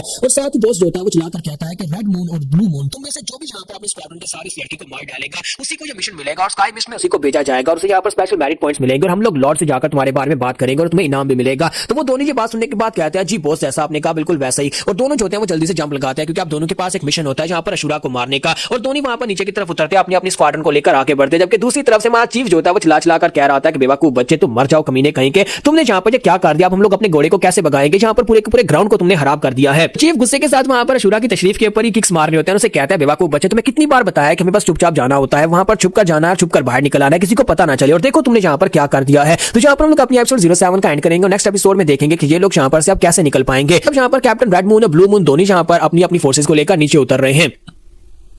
तो गाइस कैसे हैं आप सब लोग। सीड्स ऑफ इमॉर्टैलिटी के एपिसोड 08 के साथ हाजिर हो। तो लास्ट एपिसोड के एंड पे हमने देखा था कि हमारा सूरज होता है वो चीफ से मार खा रहा था क्योंकि चीफ काफी ज्यादा गुस्से में होता है। उसे कहता है बेवकूफ बच्चे ये देखो तुमने क्या कर दिया, अब जल्दी से उठो, जल्दी से घोड़ा गाड़ी के ऊपर बैठो और आकर इसके रिंस को पकड़ो क्योंकि वो घोड़ा जो है वो हमारे शूरा के हाथ में चलता है। तो उसी के साथ ही शूरा कहता है हाँ ठीक है चीफ मैं आ गया, और वो जल्दी से जंप करते हुए घोड़ा गाड़ी के ऊपर बैठ जाता है। चीफ उसे कहता है कि क्या तुम नहीं चाहते कि हम लोग यहाँ से निकले, क्या तुम मुझे मरवाना चाहते हो, अब जल्दी भी करो। तो उसी के साथ ही जैसे वो अपनी घोड़ा गाड़ी को चलाने लगते हैं तो यहाँ पर मिस सेसियोक जो होती है पीछे से बोल उठती है और कहती है चीफ यहाँ पर एक छोटा बॉक्स पड़ा हुआ है लेकिन ये खाली है, मुझे लगता है कि इसके अंदर से कोई चीज गिर गई है। तो वो दोनों पीछे की तरफ घूमते हैं और कहते हैं कि कौन सा छोटा बॉक्स। हमारा शूरा और चीफ दोनों भागते हुए आते हैं और आकर उस बॉक्स को ओपन करके देख रहे होते हैं कि यार इस बॉक्स के अंदर क्या था। तो हमारा शूरा कहता है कि चीफ मुझे लगता है कि इसके अंदर कोई बहुत ही स्पेशल चीज थी। तो चीफ उसे कहता है कि हाँ मुझे भी शायद याद आ रहा है कि इसके अंदर कुछ तो था। और इसी के साथ ही वो दोनों को पीछे से आवाज आती है। इसके अंदर एक छोटा सा सिलेंडर था, एक बहुत ही क्यूट सा पुरानी एक छोटी सी छिपकली जो थी वो उसकी कार्ड के ऊपर बैठी होती है। तो वो दोनों उसकी तरफ देखते हैं। जब उसे देखते हैं सैली द सेलिमेंडर को तो हमारी मिस योग कहते हैं तो बहुत ज्यादा क्यूट है, लेकिन हमारा चीफ और सूरज होता है वो दोनों बहुत ज्यादा घबरा जाते हैं और चिल्लाकर कहते हैं बेवकूफ बच्चे तुमने क्या कर दिया, तुमने इसे कैसे आजाद होने दिया। और इसी के साथ ही सैली जो होती है वो जंप करते हुए नीचे चली जाती है। तो चीफ उसे कहता है कि जल्दी से जाओ, जाकर उसे पकड़ कर लाओ। तो शूरा कहता है हाँ मैं उसे पकड़ कर लाता हूं। और हमारा शूरा जो होता है भागते हुए उसके पीछे आता है। तो सैली सेलिमेंडर जो होती है वहां पर नीचे उतरने के बाद अपने आसपास देखती है। तो शूरा उसके पास आता है। वहां पर आने के बाद से कहता है कि मेरी प्यारी बच्ची मेरे पास वापस आ जाओ, अगर तुम मेरे पास वापस आ जाओगी तो फिर मैं तुम्हें बहुत ही अच्छी अच्छी फायरफ्लाइज खिलाऊंगा और वो बहुत ज्यादा मजेदार होंगी, प्लीज मेरे पास वापस आ जाओ। तुम मुझे भूल तो नहीं गई, तुम्हें अच्छी तरह से पता होगा कि चीफ तुम्हें सील करना चाहते थे लेकिन मैंने तुम्हें आजाद रखा, मैंने तुम्हें बॉक्स के अंदर डाल दिया ताकि मैं तुम्हें फ्लाइज खिलाता रहूं, तुम तो मेरी प्यारी हो ना, जल्दी से वापस आ जाओ। तो सैली जो होती है वहां पर उसकी तरफ देख रही होती है, उसकी बातें सुन रही होती है और शायद वो उसकी तरफ वापस भी आ जाती, लेकिन जैसी वहां पर उसकी तरफ वापस आने लग गई इसी के साथ ही पीछे से ब्लू मून कैप्टन जो होता है वो अपने बड़े से कुल्हाड़े को फेंकता है जो कि सीधा सैली की पूंछ के ऊपर आकर गिरता है। सैली की पूंछ कट जाती है और जब सैली की पूंछ वहां पर कट जाती है तो सैली एक जोरदार चीख मारती है। तो हमारा शूरा जो होता है बहुत सा घबरा जाता है। चीफ जो होते हैं वो भी हैरान परेशान वहां पर खड़े होते हैं क्योंकि चीफ और शूरा इन दोनों को पता होता है कि सैली द सेलिमेंडर क्या कर सकती है। और इसी के साथ ही हमारा शूरा कहता है गई भैंस पानी में। और दूसरी तरफ जो कमांडर होता है वो वहां पर अपने कुल्हाड़े को वापस खींचता है और अपनी फोर्सेस को कहता है जल्दी से आगे बढ़ो, हमें यहाँ पर उस लड़के को पकड़ना होगा क्योंकि वो मिशन हमें चाहिए। उन्हें यहाँ पर अपने मिशन की पड़ी होती है कि स्काई मिस्ट वैली का मिशन उन्हें मिले जो भी यहाँ पर इसको मारेगा। तो इसी के साथ ब्लू मून कैप्टन जो होता है अपने लोगों से कहता है कि जल्दी से भागो, जबकि वहां शूरा जो होता है वो कहता है कमीनों कहीं कि तुम लोगों की तो वाट लगने वाली है। रेड मून कैप्टन जो होता है वो भी अपने सोल्जर्स को लेकर आगे की तरफ बढ़ रहा था, ब्लू मून कैप्टन भी अपने सोल्जर्स को लेकर आगे बढ़ रहा था। दूसरी तरफ ताचियोन जो होता है उसे समझ आ जाती है कि अब यहाँ पर क्या होने वाला है। ताचियोन खुद ही बड़ी तेजी के साथ भागता हुआ आगे बढ़ता है और वहां पर आने के बाद आकर हमारे शूरा के कपड़ों से पकड़ता है, उसे अपने दांतों के साथ उठाता है और बड़ी तेजी के साथ वहां पर से भागना स्टार्ट करता है और साथ ही अपनी टेलीपोर्टेशन एबिलिटी को भी एक्टिवेट करता है क्योंकि सैली द सेलिमेंडर जो होती है वो एक विस्फोटक बॉम्ब की तरह फट सकती है और वो कोई छोटा मोटा बॉम्ब नहीं होती। इसी वजह से चीफ और शूरा जो थे वो बहुत ज्यादा घबरा रहे थे। उसकी पूंछ कटने के बाद वो गुस्सा आती है, वहां पर से लाइट चमकती है, इतनी लाइट चमकती है कि उसके अंदर से फायर निकलना शुरू हो जाती है। ब्लू मून कैप्टन और उसके साथ साथ रेड मून कैप्टन दोनों जो भागते हुए आगे की तरफ बढ़ रहे होते हैं, उसकी फायर पावर इतनी पावरफुल होती है कि वहां पर पलक झपकने की स्पीड में उन दोनों की ऊपर वाली पूरी की पूरी बॉडी जो होती है वो गायब हो जाती है और उनकी बॉडीज डिस्ट्रॉय हो जाती है। जहां तक कि बॉस और उसके साथ कैप्टन जो दोनों ऊपर खड़े थे बिल्डिंग के ऊपर, बिल्डिंग का ऊपर का पूरा हिस्सा ही जल जाता है और गायब हो जाता है। फिर साथ ही वो लाइट इतनी ज्यादा बढ़ जाती है कि वहां पर एक धमाका होता है, इतना बड़ा धमाका कि जैसे ये समझ लो कि एक बहुत ही बड़ा एटम बम का धमाका हुआ हो। तो इतना बड़ा धमाका होता है कि दूर से दिखाई दे रहा होता है कि आसपास का पूरा जंगल का एरिया जल जाता है और उसके उस धमाके के हटने के बाद दिखाते हैं कि वहां पर बहुत ज्यादा धुआं होता है। धुआं हटता है तो वहां पर एक बहुत ही गहरा गड्ढा बन चुका होता है जहां पर कभी जहां पर फोर्ट सॉवरियन हुआ करता था। फोर्ट सॉवरियन का ये वाला मेन बेस है, सो ये वाला जो बेस था पूरी तरह से वहां पर अब एक बहुत ही गहरा गड्ढा बन चुका है। सैली द सेलिमेंडर इतनी खतरनाक थी कि उसने यहाँ पर विस्फोट किया जिसकी वजह से एक बहुत ही बड़े धमाके के साथ ही अब बहुत बड़ा गड्ढा बन गया और ये सभी लोग जो होते हैं वहां पर किनारे के ऊपर खड़े होते हैं। जब ये लोग किनारे के ऊपर खड़े होकर ये सब कुछ देख रहे होते हैं, चीफ उसे कहता है कि देखो तुमने क्या कर दिया। और उसी के साथ ही वहां ताचियोन जो होता है वहीं पर ग्राउंड के ऊपर गिर जाता है। तो मिस योक उनसे कहते हैं कि ताचियोन को क्या हो गया, वो ग्राउंड के ऊपर गिर गया है। तो हमारा शूरा से कहता है कोई बात नहीं, उसे रहने दो। उसने यहाँ पर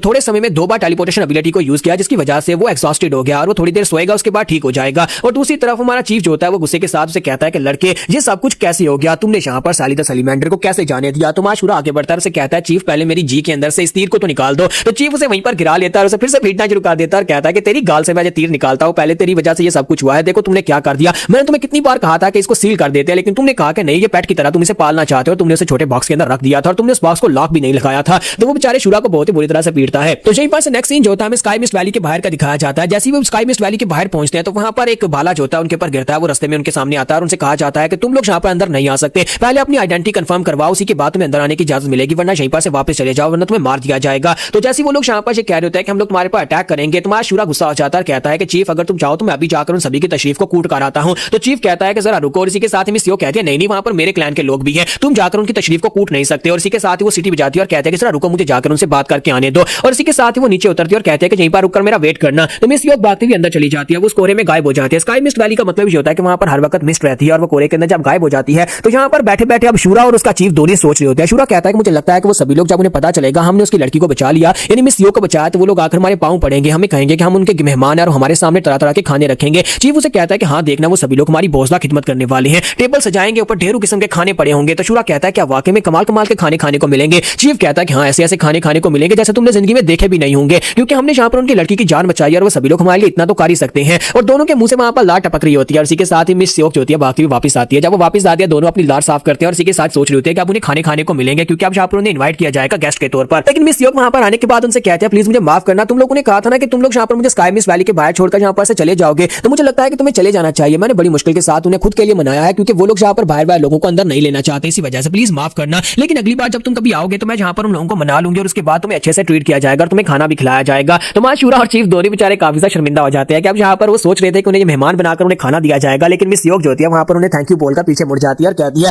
ठीक है तुम लोग जाओ, जाकर अपनी जर्नी को कंप्लीट करो, अब मैं जा रही हूँ। और वो फिर से कोहरे में गायब हो जाती है। तो हमारा शुरा कहता है कि चीफ तुमने तो कहा था कि यहाँ पर हमें खाने मिलेंगे, तो चीफ उसे कहता है कि मुझे कैसे पता होगा। तो शुरा कहता है कि चीफ क्यों ना मैं जाकर उन सभी की तशरीफ को कूट कर आता हूँ। तो चीफ उसे कहता है कि आइडिया तो काफी ज्यादा अच्छा है, लेकिन छोड़ो चलो यहाँ पर से आगे बढ़ते हैं। और वो दोनों वहां पर से अब आगे बढ़ जाते हैं। तो थोड़ी देर के बाद वो लोग एक जंगल के पास एक नदी के पास जाकर बैठे होते हैं, जहां पर माशूरा जो होता है शायद वहां पर बैठा चावल खा रहा होता है और चीफ जो होता है अपने हाथ में वहां पर स्टिक्स लेकर बैठा होता है, दोनों स्टिक्स के साथ वहां पर अपने रास्ते को नेविगेट कर रहा होता है। तो वो उसे कहता है कि मुझे यहाँ पर ये स्टिक्स जिस बंदे ने बेची थी उसके ऊपर वारंटी कार्ड भी लिखा हुआ था कि ये सही काम करती है, लेकिन लगता है कि ये सही काम करती है।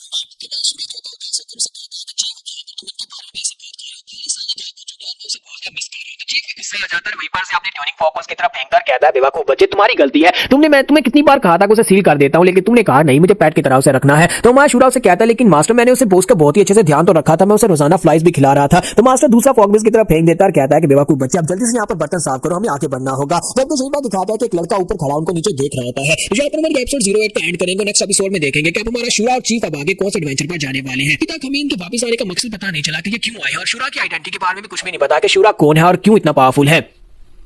तो गाइस कैसे हैं आप सब लोग सीड्स ऑफ इमॉर्टैलिटी के एपिसोड 09 के साथ हाजिर हो। तो लास्ट एपिसोड के एंड पे हमने देखा था कि जब हमारा चीफ और उसके साथ शुरा दोनों वहां पर बैठे आपस में बहस कर रहे होते हैं, तो ऊपर एक लड़के को दिखाता है जो कि क्लिफ के ऊपर खड़ा उन दोनों को देख रहा होता है कि वो दोनों आपस में वहां पर झगड़ रहे हैं। तो उसी के साथ जब वो लड़का वहां पर देख रहा था उसका साथ एक और लड़का होता है, वो उसे कहता है कि गार्ड जैंग तुम वहां पर खड़े खड़े किसका इंतजार कर रहे हो, तुम्हें अच्छी तरह से पता है कि हमारे पास यहाँ पर इतना समय नहीं है, तुम्हारी वजह से मैं यहाँ पर ब्रेक के लिए रुका हूँ, अगर रात पड़ गई तो फिर इस जंगल में हमारे लिए आगे बढ़ना मुश्किल हो जाएगा। तुम्हें पता है जंगल कितना खतरनाक हो जाता है, चलो जल्दी से आ जाओ हमें आगे बढ़ना होगा। तो वो कहता है जी सेक्टर लीडर मैं अभी आता हूँ। तो वो कहता है क्या हुआ, क्या वहां पर तुम्हें नीचे कोई खास चीज दिखाई दी है, तुम यहाँ पर ऐसे रुकते तो नहीं और वहां पर क्या देख रहे हो। तो गार्डमैन जैंग उसे कहता है कि मुझे वहां पर नीचे कोई खास इंसान दिखाई दिया है, जहां पर एक बुढ़ा आदमी और साथ में एक लड़का है, वो दोनों आपस में वहां पर किस तरह से बहस कर रहे हैं मैं वही देख रहा हूं। और वो दोनों वहां पर नीचे की तरफ देखते हैं और उसका सेक्टर लीडर भी ये देखकर काफी ज्यादा हैरान होता है, दोनों वहां पर हंसना शुरू कर देते हैं, फिर साथ ही वहां से आगे बढ़ जाते हैं। सेक्टर लीडर उसे कहता है कि हमें यहाँ पर इसके लिए बिल्कुल भी समय नहीं है, तुम्हें अच्छी तरह से पता है कि रात के वक्त यहाँ पर सूरज ढलने के बाद कितना ज्यादा खतरनाक हो जाता है, ये माहौल जंगल बहुत ज्यादा खतरनाक है, इसलिए जल्दी से जल्दी आगे बढ़ना होगा। तो वो दोनों वहां पर से फिर आगे बढ़ जाते हैं, दोनों वहां पर जंगल की तरफ जा रहे होते हैं और इसी के साथ शाम के वक्त का सीन दिखाता है, शाम ढलती है तो फिर रात हो जाती है और दोनों जंगल के अंदर पहुंच जाते हैं। दोनों यहाँ पर जंगल के अंदर जब पहुंच जाते हैं तो सेक्टर लीडर जो होता है अपने आसपास देखता है, तो उसका बॉडीगार्ड जैंग जो होता है वो भी अपने आसपास देखता है। तो जंगल काफी ज्यादा खतरनाक लग रहा होता है, काफी ज्यादा डरावना भी लग रहा होता है। तो वो कहते हैं कि जंगल तो काफी ज्यादा खतरनाक लग रहा है क्योंकि रात के वक्त यहाँ पर कोई भी नहीं आता, रात के वक्त जंगल बहुत ज्यादा खतरनाक इसलिए हो जाता है क्योंकि कहा जाता है कि यहाँ पर बहुत ही पावरफुल स्पिरिट्स रहते हैं। और साथ ही यहाँ पर इस जंगल की कहानी के बारे में बताया जाता है कि कहते हैं कि इस जंगल के अंदर एक बहुत ही बड़ा और महान सेज मास्टर रहता है जो कि 108 फीट लंबा है, उसकी लंबाई इतनी है कि वो पेड़ों से भी ज्यादा बड़ा है और इस जंगल के अंदर वो आजाद घूमता फिरता है और बहुत सारे लोगों को वो यहाँ पर दिखाई भी देता है। काफी सारे लोगों ने उसे अपनी आंखों से देखा और यहाँ पर ये सेक्टर लीडर जो है यानी ये लड़का जो है यहाँ पर उसी ग्रेट सेज को ढूंढने के लिए आया है, उस बड़े से दानव को ढूंढने के लिए आया। तो वो कहता है कि मुझे लगता है कि हाँ हम लोग यहाँ पर उसे ढूंढ ही लेंगे, अगर वो वाकई में इतना बड़ा और इस जंगल के अंदर है तो फिर तो हम लोग उसे ढूंढ ही लेंगे। जबकि जैंग उसे कहता है कि सेक्टर लीडर मुझे लगता है कि यहाँ पर जंगल में जाना और ज्यादा गहराई में जाना खतरनाक हो सकता है, तो क्यों ना हम लोग यहीं पर से वापस चले जाएं, सुबह जब होगी तब हम लोग यहाँ पर जंगल में आएंगे और उस ग्रेट इंसान को ढूंढना स्टार्ट करेंगे, उस बड़े दानव को तब ढूंढ लेंगे, फिलहाल के लिए हम लोग यहाँ पर से वापस चलते हैं। तो इसी के साथ ही सेक्टर लीडर आगे बढ़ता है और कहता है नहीं बिल्कुल भी नहीं। तो वो कहता है तो फिर कम से कम सुबह तक तो वेट कर लें, यहाँ पर हम लोग इस जगह के पर रुक जाते हैं। तो सेक्टर लीडर से कहता है नहीं बिल्कुल भी नहीं, तुम यहाँ पर चाहे कितनी बातें क्यों ना कर लो लेकिन मैं तो आगे बढ़ के रहूंगा, तुम मेरे गार्ड हो लेकिन तुम यहाँ पर मुझसे भी ज्यादा डर रहे हो, मैं यहाँ पर तुमसे यहाँ पर कह रहा हूँ कि हमें आगे बढ़ना होगा, आज हमें उसे ढूंढना ही होगा, चाहे कुछ भी हो जाए हम लोग यहाँ पर उसे ढूंढेंगे। तुम चाहते हो कि मैं यहाँ पर अपनी सर्च को इसी जगह के पर छोड़ दूं, मुझे उस बेहमत को ढूंढना यानी उस बड़े से दानव को ढूंढना ही होगा। तो गार्ड जैंग उसे कहता है लेकिन कम से कम यहाँ पर सुबह होने का वेट तो कर लो, मुझे बहुत ज्यादा डर लग रहा है। तो सेक्टर लीडर उसे कहता है तुम कुछ ज्यादा स्ट्रॉबन हो, लगता नहीं कि तुम इतनी आसानी से मेरी बात मानोगे, अगर ऐसी बात है अगर वाकई में तुम्हें डर लग रहा है तो तुम यहाँ से वापस चले जाओ और मैं यहाँ पर से आगे अकेला जाऊंगा, जाकर उस दानव को अकेले ढूंढूंगा। और इसी के साथ उन्हें साइड के ऊपर से आवाज आती है, वो दोनों साइड के ऊपर देखते हैं तो वहां पर जंगल के बाहर यानी जंगल के पेड़ों से भी ऊंचा उन्हें एक बड़ा सा पत्थर का मॉन्स्टर दिखाई देता है, एक बड़ा सा दानव वहां पर खड़ा होता है। तो वो दोनों से देखकर पहले तो घबरा जाते हैं, फिर साथ ही वो दानव जो होता है ऐसे लग रहा होता है जैसे कि वहां पर उसके ऊपर अटैक हो रहा हो और भी इस पास से वो और भी ज्यादा हैरान हो जाते हैं। तो हमारा जो सेक्टर लीडर होता है वो कहता है कि वहां पर कुछ तो हो रहा है, आखिर उस बेहमत के साथ क्या हो रहा है, एक माउंटेन जैसा बड़ा मॉन्स्टर हमारे सामने खड़ा है और उसके साथ कुछ ना कुछ हो रहा है, कहीं यही तो वो ग्रेट सेज नहीं जिसे हम लोग ढूंढने के लिए आए हैं। और वो बड़ी तेजी के साथ उसके पीछे भागना स्टार्ट करता है, जबकि मास्टर जैंग से कहता है कि प्लीज यंग मास्टर यहीं पर रुक जाए। सेक्टर लीडर आप वहां पर उसके पीछे कहां पर जा रहे हैं, वो दानव आपको क्रश कर देगा अपने पांव के नीचे। नीचे या फिर आपको खा जाएगा। जबकि यहीं पर हमें जूम किया हुआ सीन दिखाता है जिसमें दिखाता है कि वो दानव जो होता है वो अकेला नहीं होता, बाकी जहाँ पर उसके ऊपर अटैक हो रहा था और हमारा शूरा जो होता है उसके ऊपर अटैक कर रहा था। शूरा उसे बहुत ही बुरी तरह से पीट रहा था और एक जगह से दूसरी जगह के ऊपर गिर रहा था क्योंकि शूरा उसके ऊपर अटैक कर रहा था। यहीं पर के ऊपर दिखाते हैं कि वहाँ पर एक जगह के ऊपर बहुत ही बड़े बड़े खड्डे बने होते हैं और इसी के साथ वो मॉन्स्टर जो होता है उस जगह के ऊपर खड़ा होता है। उस गहरे कोड़े के अंदर वो मॉन्स्टर जो होता है सामने खड़ा होता है, लेकिन दिखाता है कि उसकी बॉडी के अंदर होल हो चुके होते हैं। उसकी बॉडी के अंदर काफी सारे होल होते हैं क्योंकि शूरा ने अपनी स्टिक के साथ बार बार उसके ऊपर अटैक किया था। यानी कि वो बड़ा सा पत्थर का गोलम जो गिरने वाला है तो उसके साथ में नीचे ग्राउंड के ऊपर गिर जाता है। तो ग्राउंड के ऊपर गिरने के बाद वहाँ पर उसके टुकड़े टुकड़े हो जाते हैं। गिरने के बाद दिखाता है कि हमारा शूरा जो होता है वहीं पर नीचे खड़ा होता है और जो शूरा का ही काम होता है, शूरा ने यहाँ पर उसकी पूरी बॉडी को तोड़ दिया होता है। जैसे वहाँ पर उसके सर को भी तोड़ने लगता है तो चीफ वहाँ पर आते हैं और उसे कहते हैं कि बच्चे बहुत हो गया, अब मुझे जरा इससे बात करने दो। इसी के साथ वो शूरा से कहता है कि तुम साइड के ऊपर हट जाओ और चीफ खुद उस बड़े मॉन्स्टर के सर के पास जाता है। वहां पर जाने के बाद से कहता है कि देखो तो जरा एक गोलम जो कि अपनी किस्मत से बचने के लिए यहाँ पर जंगल के अंदर आकर छुप गया, लेकिन तुम्हें नहीं पता था कि तुम भी यहाँ पर मिट्टी से बने और एक दिन तुम्हें यहाँ पर मिट्टी में ही मिलना होगा। इस बात के ऊपर बहुत ज्यादा शर्म आनी चाहिए फेलोस, तुम यहाँ पर गद्दारी करके भागे थे और तुम यहाँ पर तुम्हें लगा था कि तुम यहाँ पर सेफ रहोगे। अगर तुम गद्दारी करके भागोगे उसके बावजूद तुम यहाँ पर एक सेफ जिंदगी गुजार सकते हो। उसी के साथ ही वो बात दानव सरफेलोस जो होता है कहता है कि तुम्हें लगता है तुम्हें यहाँ पर सेफ नहीं था, तुम्हारे आने से पहले तुम्हें यहाँ पर बिल्कुल सेफ था, क्योंकि मुझे इतना पता है कि मिस्री सब जोड़े यानी कि जोड़े की जो मिस्री है वो सारे एक दिन गायब हो गए थे। उनके गायब होने के बाद अब यहाँ पर कोई भी ऐसा हंटर नहीं बचा जो कि हमें मार सके, लेकिन तुम यहाँ पर अचानक कहीं से आ निकलते हो और मुझे लगता है कि मेरी किस्मत में लिखा जा रहा है तुम्हारे हाथ से मरना। तो चीफ उसे कहता है कि चलो तुम्हें ये लगता है, उसके साथ में चीफ उसे कहता है कि तुमने ये बात कहाँ से सुनी कि मिस्री का जोड़े गायब हो चुके हैं, जोड़े के सारे मिस्री गायब हो चुके हैं। तो मॉन्स्टर से कहता है कि तुम यहाँ पर मेरी लफ्जों को घुमाकर मेरे मुंह में डालने की कोशिश मत करो, यहाँ पर मेरे मुंह से बुलाना चाहती हूँ। तो मैंने यहाँ पर मिस्री को कहाँ पर देखा है, यहाँ पर मैंने ये बातें कहाँ से सुनी है, लेकिन मुझे लगता है कि यहाँ पर जो बातें करने का फायदा है, क्योंकि यहाँ पर जंगल के परिंदे मुझे सारी बातें बताते थे। इस जंगल के परिंदों ने मुझे यहाँ पर जोड़े के मिस्री के बारे में बताया था। तो चीफ उसकी बात सुनने के बाद उसकी तरफ देखते हैं और कहते हैं कि लगता नहीं है कि ये बच पाएगा। पर साथ ही चीफ जो होते हैं वहाँ पर इस मॉन्स्टर से कहता है कि तुम यहाँ पर अपने कोई आखिरी अल्फाज कहना चाहोगे, अगर कहना चाहते हो तो कह दो। तो गोलम आगे से कुछ भी नहीं कहता। तो इसी के साथ ही हमारा जो चीफ होता है वो शूरा से कहता है कि इसे मार डालो और इसी के साथ उन्हें पीछे से चिल्लाने की आवाज आती है। चीफ और उसके साथ सेक्टर लीडर उसके साथ गार्ड जैंग जो होते हैं दोनों वहां पर पहुंच जाते हैं और सेक्टर लीडर जो होता है वो देखने के बाद बहुत ज्यादा गुस्सा हो जाता है और कहता है कि तुम लोगों ने क्या कर दिया, तुमने यहाँ पर इस माउंटेन के व्योम में जाने के उस ग्रेट स्टेज मास्टर के साथ ये क्या कर दिया, तुमने यहाँ पर उसे मार डाला है, हम तुम्हें बिल्कुल भी नहीं छोड़ेंगे। और साथ ही वो गार्ड जैंग से कहता है गार्ड जैंग जल्दी से आगे बढ़ो, मैं चाहता हूँ कि तुम इन दोनों को मार डालो, तब तक मैं जाकर उस बड़े से व्योमत को देखता हूँ कि क्या उसका इलाज किया जा सकता है या नहीं। और इसी के साथ वो दोनों बड़ी तेजी के साथ भागते हुए आगे बढ़ते हैं। तो वो छोटा लड़का जो होता है उन दोनों के बीच से गुजरकर आगे चला जाता है उस बड़े से मॉन्स्टर की तरफ, जबकि इसी के साथ गार्ड जैंग जो होता है वो भी उन दोनों के बीच से गुजरता है अपनी तलवार लेकर। और जब वो अपनी तलवार लेकर उनके ऊपर कट लगाकर गुजरता है तो पहले चीफ की बॉडी वहां पर कटती है, फिर साथ ही शूरा की बॉडी वहां पर कटती है और उन दोनों के मरने के साथ ही वो गार्ड जैंग जो होता है वहां पर अपनी तलवार को वापस अपनी म्यान में रखता है। तो उसका सेक्टर लीडर जो होता है वो भागता हुआ आगे बढ़ रहा होता है और उसे कहता है कि तुमने बहुत ही अच्छा काम किया, वापस जाने के बाद तुम्हें रिवार्ड मिलेगा। लेकिन इसी के साथ ही नेक्स्ट सीन में दिखाता है कि सेक्टर लीडर और साथ में उसका गार्ड जैंग दोनों ग्राउंड के ऊपर गिरे पड़े होते हैं। शूरा ने उन दोनों के सर में डंडा मारा था जिसकी वजह से वो दोनों बेहोश होकर ग्राउंड के ऊपर गिर जाते हैं और दोनों वहां पर गिरे गिरे आपस में बातें कर रहे होते हैं कि हमने यहाँ पर इन दोनों के ऊपर अटैक करके इनको मार डाला है। इसके साथ ही शूरा जो होता है ऊपर खड़ा होता है, चीफ से कहता है कि चीफ आज यहाँ पर इन बंदरों का क्या मसला है, ये दोनों यहाँ पर मेरे पर अटैक करने के लिए आगे बढ़े, अगर ये अटैक करने के लिए आगे नहीं बढ़ते तो मैं इनके सर में कभी डंडा नहीं मारता। तो चीफ उसे कहता है कि छोड़ो ये जो भी थे, क्या तुम्हें यहाँ पर इनके बूट्स चाहिए या फिर इनके कपड़े चाहिए, अगर चाहिए तो उतार लो क्योंकि मुझे यहाँ पर काफी ज्यादा अच्छे लग रहे हैं। तो वो कहता है नहीं चीफ मुझे यहाँ पर इनके कपड़े या फिर बूट्स नहीं चाहिए, चलो यहाँ पर अपना काम खत्म करते हैं। तो यहाँ पर हमारी एपिसोड 09 का एंड होगा और नेक्स्ट एपिसोड में देखेंगे कि अब शूरा और हमारे चीफ जो है आगे कहां पर जाने वाले हैं, क्योंकि मुझे लगता है कि यहाँ पर इनका कोई खास मिशन है जिसकी वजह से वो इस जगह के ऊपर वापस आया। क्योंकि अगर चीफ यहाँ पर उस गोलम के बारे में जानते हैं इसका मतलब है कि वो इस लैंड की और भी काफी सारी जगहों या मॉन्स्टर्स के बारे में जानते हैं। तो एपिसोड की एक्सप्लेनेशन अच्छी लगी तो कमेंट का किस रूप बताइएगा, वीडियो को लाइक करना मत भूलिएगा। Thank you. तो गाइस कैसे हैं आप सब लोग, सीड्स ऑफ इमॉर्टैलिटी के एपिसोड 10 के साथ हाजिर हो। तो लास्ट एपिसोड के एंड पे हमने देखा था कि शूरा बड़े गोलम को मार देता है और वहां पर वो सेक्टर लीडर उसका साथी जैंग जो होता है उन दोनों को भी वहां पर सर में डंडा मारता है तो वो बेहोश हो जाते हैं। तो इस एपिसोड की शुरुआत में दिखाता है कि उन दोनों की आंखें खुलती है। जब वो उठते हैं तो उठने के बाद उसका साथी जैंग उसे कहता है कि सेक्टर लीडर मुझे लगता है कि मैं जल्दी से आगे बढ़ना होगा, रात होने वाली है, हमें जल्दी से जल्दी जंगल में पहुंचना है। आपको पता है ना कि हम लोग यहाँ पर एक मिशन के ऊपर आए हैं। तो इसी के साथ ही सेक्टर लीडर जब उठता है तो वो कहता है कि हम लोग यहाँ पर कब से सो रहे थे, मुझे तो यहाँ पर याद भी नहीं है। फिर साथ ही वो कहता है चलो जल्दी से चलो, आज तो यहाँ पर दोपहर हो चुकी है और बहुत ही जल्दी शाम हो जाएगी, हमें जल्दी से जल्दी जंगल में पहुंचना है, वहां पर जाकर उस बड़े से जायंट सेज मास्टर को भी ढूंढना होगा। उस जायंट सेज मास्टर को ढूंढना हमारे लिए बहुत ज्यादा जरूरी है और दोनों वहां पर से आगे बढ़ जाते हैं। यानी कि वो दोनों यहाँ पर मेमोरीज को भूल चुके हैं क्योंकि हमारे जो चीफ है उन्होंने यहाँ पर एक बहुत ही स्पेशल किस्म की मेडिसिन खिलाई है जिसकी वजह से उन दोनों की कुछ दिनों की याददाश्त चली गई है, जिसकी वजह से अब उन्हें यहाँ पर कुछ भी याद नहीं है कि वो यहाँ पर कैसे गिरे और किसने उनके सर में मारा था। तो मां शूरा जो होता है अपने मास्टर से कहता है कि मास्टर क्या वाकई में तुमने यहाँ पर उसके कुछ घंटों की याददाश्त गवाई है ना, कहीं ऐसा दुनिया कि वो लोग बेवकूफ हो गए हैं, पागल हो गए हैं, उन्हें तो कुछ भी याद नहीं रहा। तो चीफ उसे कहता है कि मुझे लगता है कि बिल्कुल ठीक ही रहेंगे, यानी कि कुछ दिनों की याददाश्त ना होने की वजह से उन्हें कोई ज्यादा फर्क नहीं पड़ने वाला, वो लोग ठीक है जाने दो जहां पर जा रहे हैं, वैसे भी अब यहाँ पर उस जंगल में कोई खतरा नहीं है, चलो अब हमें भी यहाँ पर से आगे बढ़ना होगा, हमारा रास्ता भी काफी ज्यादा लंबा है। और वो दोनों भी वहां पर से आगे बढ़ जाते हैं। जबकि यहीं पर से अब अगले चैप्टर की शुरुआत होती है, जहां पर हमें एक मास्टर को दिखाया जाता है। एक मास्टर अपने बेटे को दिखा रहा होता है कि उसके पास एक खास किस्म का कॉलर होता है, जो कि एक डिवाइन वेपन होता है, जो गले में पहना जाएगा। तो वो अपने बेटे को बता रहा होता है कि ये बहुत ही खास किस्म का कॉलर है, लेकिन तुम इस कॉलर को कभी यूज नहीं करोगे। ये कॉलर इतना ज्यादा स्पेशल, इतना ज्यादा पावरफुल है कि अगर तुमने इसे एक बार गले में पहन लिया, तुम्हें इतनी ज्यादा पावर देगा कि तुम यहाँ पर कुछ भी कर पाओगे, किसी को भी मार पाओगे। लेकिन इस कॉलर को अगर एक बार तुमने पहन लिया तो दोबारा तुम कभी इंसान नहीं बन पाओगे, तुम एक मॉन्स्टर बन जाओगे, एक दानव बन जाओगे। इसलिए अगर यहाँ पर बहुत ज्यादा जरूरत हो, जब तुम्हारी जान पर बनी हो, तभी इस कॉलर को यूज करना, वरना सारी जिंदगी कभी इस कॉलर की तरफ देखना भी मत। तो वो अपने बेटे को ये नसीहत करता है और उसके बाद वो कॉलर उसके हैंड ओवर कर देता है। तो अब यहाँ पर वो बेटा, छोटा बच्चा जो होता है वो बड़ा हो जाता है। छोटा बच्चा अब यहाँ पर अपने सेक्टर का लीडर बन चुका है और एक दिन वो अपने नौकर के साथ अपने घर वापस आ रहा था। तो रास्ते में एक पहाड़ के ऊपर, एक माउंटेन के नीचे, मलबे के नीचे एक डेड बॉडी पड़ी होती है, जो कि डेड बॉडी नहीं होती बल्कि एक बंदा होता है, जख्मी हालत में पड़ा होता है। तो ये लड़का यानी सेक्टर लीडर जो होता है काफी ज्यादा अच्छा इंसान होता है। तो वो अपने नौकर से कहता है कि उसे उठा, और वो लोग उठाकर उसे अपने घोड़े के ऊपर लाद लेते हैं और उसे वहां पर से लेकर अपने सेक्टर के अंदर आ जाते हैं। सेक्टर के अंदर आने के बाद अब यहाँ पर थोड़ा वक्त गुजरता है, वो बंदा रिकवर होना शुरू हो जाता है और इसी के साथ ही वो यहाँ पर उनके लिए लकड़ियां काट रहा होता है, क्योंकि वो फजूल में इनके पास बैठकर फ्री का खाना नहीं खाना चाहता। तो सेक्टर लीडर जब वापस आता है तो भागता हुआ उसके पास जाता है और कहता है, नहीं नहीं दोस्त, तुम्हें ये करने की जरूरत नहीं है, तुम यहाँ पर एक मेहमान की तरह हो, हम तुम्हारा इलाज कर रहे हैं और तुम्हें यहाँ पर कोई भी काम करने की जरूरत नहीं है। वो उसे रोजाना काढ़ा देते हैं और खाने पीने को चीजें देते हैं ताकि वो जल्दी से रिकवर कर जाए, और दोनों में काफी अच्छी दोस्ती भी हो जाती है। तो सेक्टर लीडर जो होता है उस बंदे के साथ हंसी खुशी बातें करता होता है, और वो जो बंदा जो होता है वो भी यहाँ पर उसके साथ हंसी खुशी बातें करता है। तो उनका सर्वेंट भी इस बात से काफी ज्यादा खुश होता है कि उसका सेक्टर लीडर काफी ज्यादा खुश है। तो कुछ ही दिनों के बाद वो आदमी जो होता है वो रिकवर कर जाता है, उसकी पटिया खुल जाती है, उसका कंधा बिल्कुल ठीक हो जाता है और पूरी तरह से हील होने के बाद उसे वहां पर नए कपड़े दिए जाते हैं। वो अपने कपड़े पहनता है, साथ ही आसमान के ऊपर देखता है तो वहां पर एक पंछी होता है जो कि उसके लिए मैसेज लेकर आया होता है, यानी कि उसके साथी आ चुके हैं। वो अपने साथियों को वहां पर बुलाता है, तो ऐसे ही लगता है जैसे कि गैंगस्टर्स की एक टीम वहां पर आ गई हो।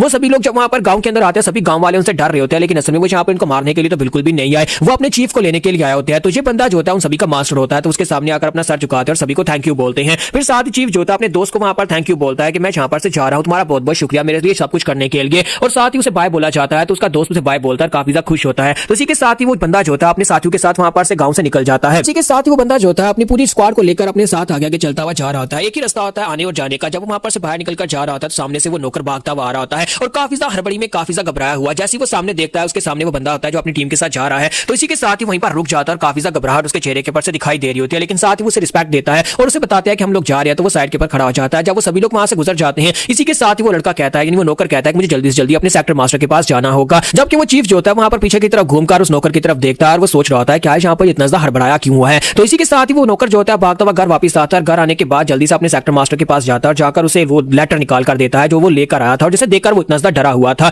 तो जिसका सेक्टर मास्टर जैसे वहां पर उस लेटर को ओपन करके देखता है तो असल में एक पोस्टर होता है और उस पोस्टर के ऊपर उसी आदमी की तस्वीर होती है जिसको इन्होंने यहाँ पर जिसका इलाज करके उसको रिकवर करवाया था। असल में उसके ऊपर पूरे 300 गोल्ड कॉइंस का इनाम था। वो एक बैंडेड था जिसने बहुत सारे लोगों की जान ली थी, बहुत सारी लड़कियों का रेप किया था। तो जब वो यहाँ पर उसका पोस्टर देखता है तो उसी के साथ ही वहां पर एक लेटर लिखता है। वहां का जो चीफ होता है पुलिस वाला, उसके नाम एक लेटर लिखकर अपने नौकर से कहता है कि जल्दी से जाओ, जाकर चीफ को दिया और उसे बताओ कि उसकी लोकेशन क्या है। लेकिन जैसे वो जाने लगता है वो दरवाजे के करीब पहुंचता है, इसी के साथ उनका दरवाजा टूट जाता है और सामने से वही लोग वापस आ जाते हैं। चीफ अपने सभी गैंगस्टर्स को लेकर वहां पर पहुंच जाता है। तो बैंडेड बॉस यानी कि वो चीफ जो होता है वहां पर आने के बाद अब सभी लोग जो होते हैं हॉस्टाइल होते हैं, क्योंकि सभी लोग अब उन सभी को घूर घूर कर देख रहे होते हैं। मौत उन सभी के सर के ऊपर खड़ी होती है और बैंडेड कभी नहीं चाहेगा कि यहाँ पर ये सभी लोग जिंदा बच जाएं और उसकी लोकेशन के बारे में किसी को बता सके। तो वो उसे कहता है कि मेरे दोस्त प्लीज मुझे माफ कर देना, लेकिन अगर तुमने यहाँ पर इस पोस्टर को नहीं देखा होता तो मैं चुपचाप यहाँ पर से निकल जाता, लेकिन अब तुम सभी को यहाँ पर मरना पड़ेगा। मुझे इस बात की बहुत ज्यादा खुशी हुई कि तुम यहाँ पर मेरे दोस्त बन सके और हम लोगों ने काफी दिन एक साथ गुजारे, लेकिन अफसोस। और इसी के साथ ही वहां पर दिखाते हैं सभी लोगों की डेड बॉडीज पड़ी होती हैं, उन लोगों को मार मार कर एक जगह के ऊपर रखा जा रहा था ताकि उन सभी को या दफना दिया जाए या फिर आग लगा दी जाए। तो वहां पर उस पूरे गांव के अंदर, यानी कि वो पूरी एक फैमिली होती है, फैमिली टाइप का गांव होता है, जितने भी उसके बैंडेड्स होते हैं वो चुन चुनकर एक घर के अंदर जाकर, चाहे वो बच्चा हो या बड़ा हो, सभी लोगों को मार रहे होते हैं। जबकि सेक्टर लीडर जो होता है उसकी दोनों टांगे बुरी तरह जख्मी होती हैं। वो लुढ़कता हुआ जैसे तैसे उस रूम की तरफ आता है जहां पर वो कॉलर पड़ा हुआ था। तो रूम के अंदर आने के बाद दरवाजा बंद कर देता है, फिर लुढ़कता हुआ टेबल की तरफ आगे बढ़ता है और कहता है कि ये सब कुछ मेरी गलती है, मेरी वजह से मेरी पूरी फैमिली मारी गई, मेरी नादानी की वजह से। अगर मैं उस कमीने आदमी को वहीं पर मरने के लिए छोड़ देता तो आज यहाँ पर ये सब कुछ नहीं होता, मेरी पूरी फैमिली यहाँ पर जिंदा होती। जबकि ये मेरी वजह से हुआ है तो फिर मुझे तो यहाँ पर जिंदा रहने का कोई अधिकार है नहीं और मैं वैसे भी यहाँ पर मरने वाला हूँ, लेकिन मैं कम से कम अपनी फैमिली के लोगों का बदला तो ले सकता हूँ। मेरे फादर ने मुझसे कहा था कि यहाँ पर जब बहुत ज्यादा डेस्परेट सिचुएशन आए, जब तुम्हें लगे कि तुम बच नहीं सकते, तभी यहाँ पर इस कॉलर को यूज करना, क्योंकि इस कॉलर को यूज करने के बाद तुम खुद भी नहीं बच पाओगे। और इसी के साथ ही वो जैसे तैसे उस बॉक्स तक पहुंचता है, बॉक्स को ओपन करता है, उस कॉलर को निकाल लेता है और उस कॉलर को अपने हाथ में पकड़ता है और कहता है कि यहाँ पर मैं अपने लोगों के लिए सब कुछ करूंगा, चाहे मेरे साथ कुछ भी हो जाए, मुझे इस बात से फर्क नहीं पड़ता। साथ ही वो कॉलर को उठाकर अपने गले में पहन लेता है। जब वो कॉलर को अपने गले में पहनता है तो कॉलर अपने आप उसके गले में टाइट हो जाता है, एक्टिवेट हो जाता है। तो जब कॉलर एक्टिवेट हो जाता है तो उसके अंदर से अब पावर्स निकलने वाले, क्योंकि कॉलर जो था वो एक डिमोनिक आर्टिफैक्ट था। तो उसको पहनने के बाद इसी के साथ ही वहां पर वो चिल्ला रहा होता है, जबकि बाहर से दरवाजे के ऊपर नॉक होती है और उसे कहा जाता है मेरे दोस्त प्लीज यहाँ पर चुपचाप बाहर निकल आओ, तुम्हारी फैमिली के सभी लोग मर चुके हैं, अब तुम आखिरी बचे हो, अगर तुम भी चुपचाप यहाँ पर मर जाओ तो हम लोग यहाँ पर से अपना काम खत्म करके चले जाएंगे। तुम यहाँ पर पर जैसे तैसे लुढ़कते हुए इस रूम के अंदर आ गए हो, लेकिन मुझे लगता है कि तुम यहाँ पर आकर भी बच नहीं पाओगे, तुम जख्मी हो, तो क्यों ना चुपचाप इस दरवाजे को खोल दो। और साथ ही वो अपने एक साथी को इशारा करता है जिसके हाथ में हथौड़ा होता है, वो उसे कहता है कि दरवाजे को तोड़ दो। तो उसका साथी जो होता है वो आगे बढ़ता है और अपना हथौड़ा लेकर जैसे ही दरवाजे को तोड़ने लगता है वो दरवाजा खुल जाता है। और उस दरवाजे के खुलने के साथ ही वो हथौड़े वाला लड़का जो होता है वो खुश हो रहा था और कहता है मुझे लगता है कि उसे पता चल गया है कि मरना तो वैसे भी है, तो फिर यहाँ पर दरवाजा खोल ही देता हूँ। लेकिन इसी के साथ ही वो लड़का जो वहां पर हथौड़ा लेकर खड़ा होता है उसके चेहरे के ऊपर कट्स लगते हैं, ऐसे जैसे कि किसी ने अपने पंजे के साथ अटैक किया हो और खून के छींटे निकलकर उन सभी बैंडेट्स के ऊपर पड़ते हैं। तो यहाँ पर हमारी एपिसोड 10 का एंड होगा और कल निकालनी नेक्स्ट एपिसोड में हम लोग देखेंगे कि यहाँ पर वो क्या कौन सा मॉन्स्टर बन गया, कैसा दानव बन गया है और यहाँ पर इसका हमारी मेन स्टोरी के साथ क्या लिंक है, क्योंकि इसका लिंक हमारी मेन स्टोरी के साथ भी है।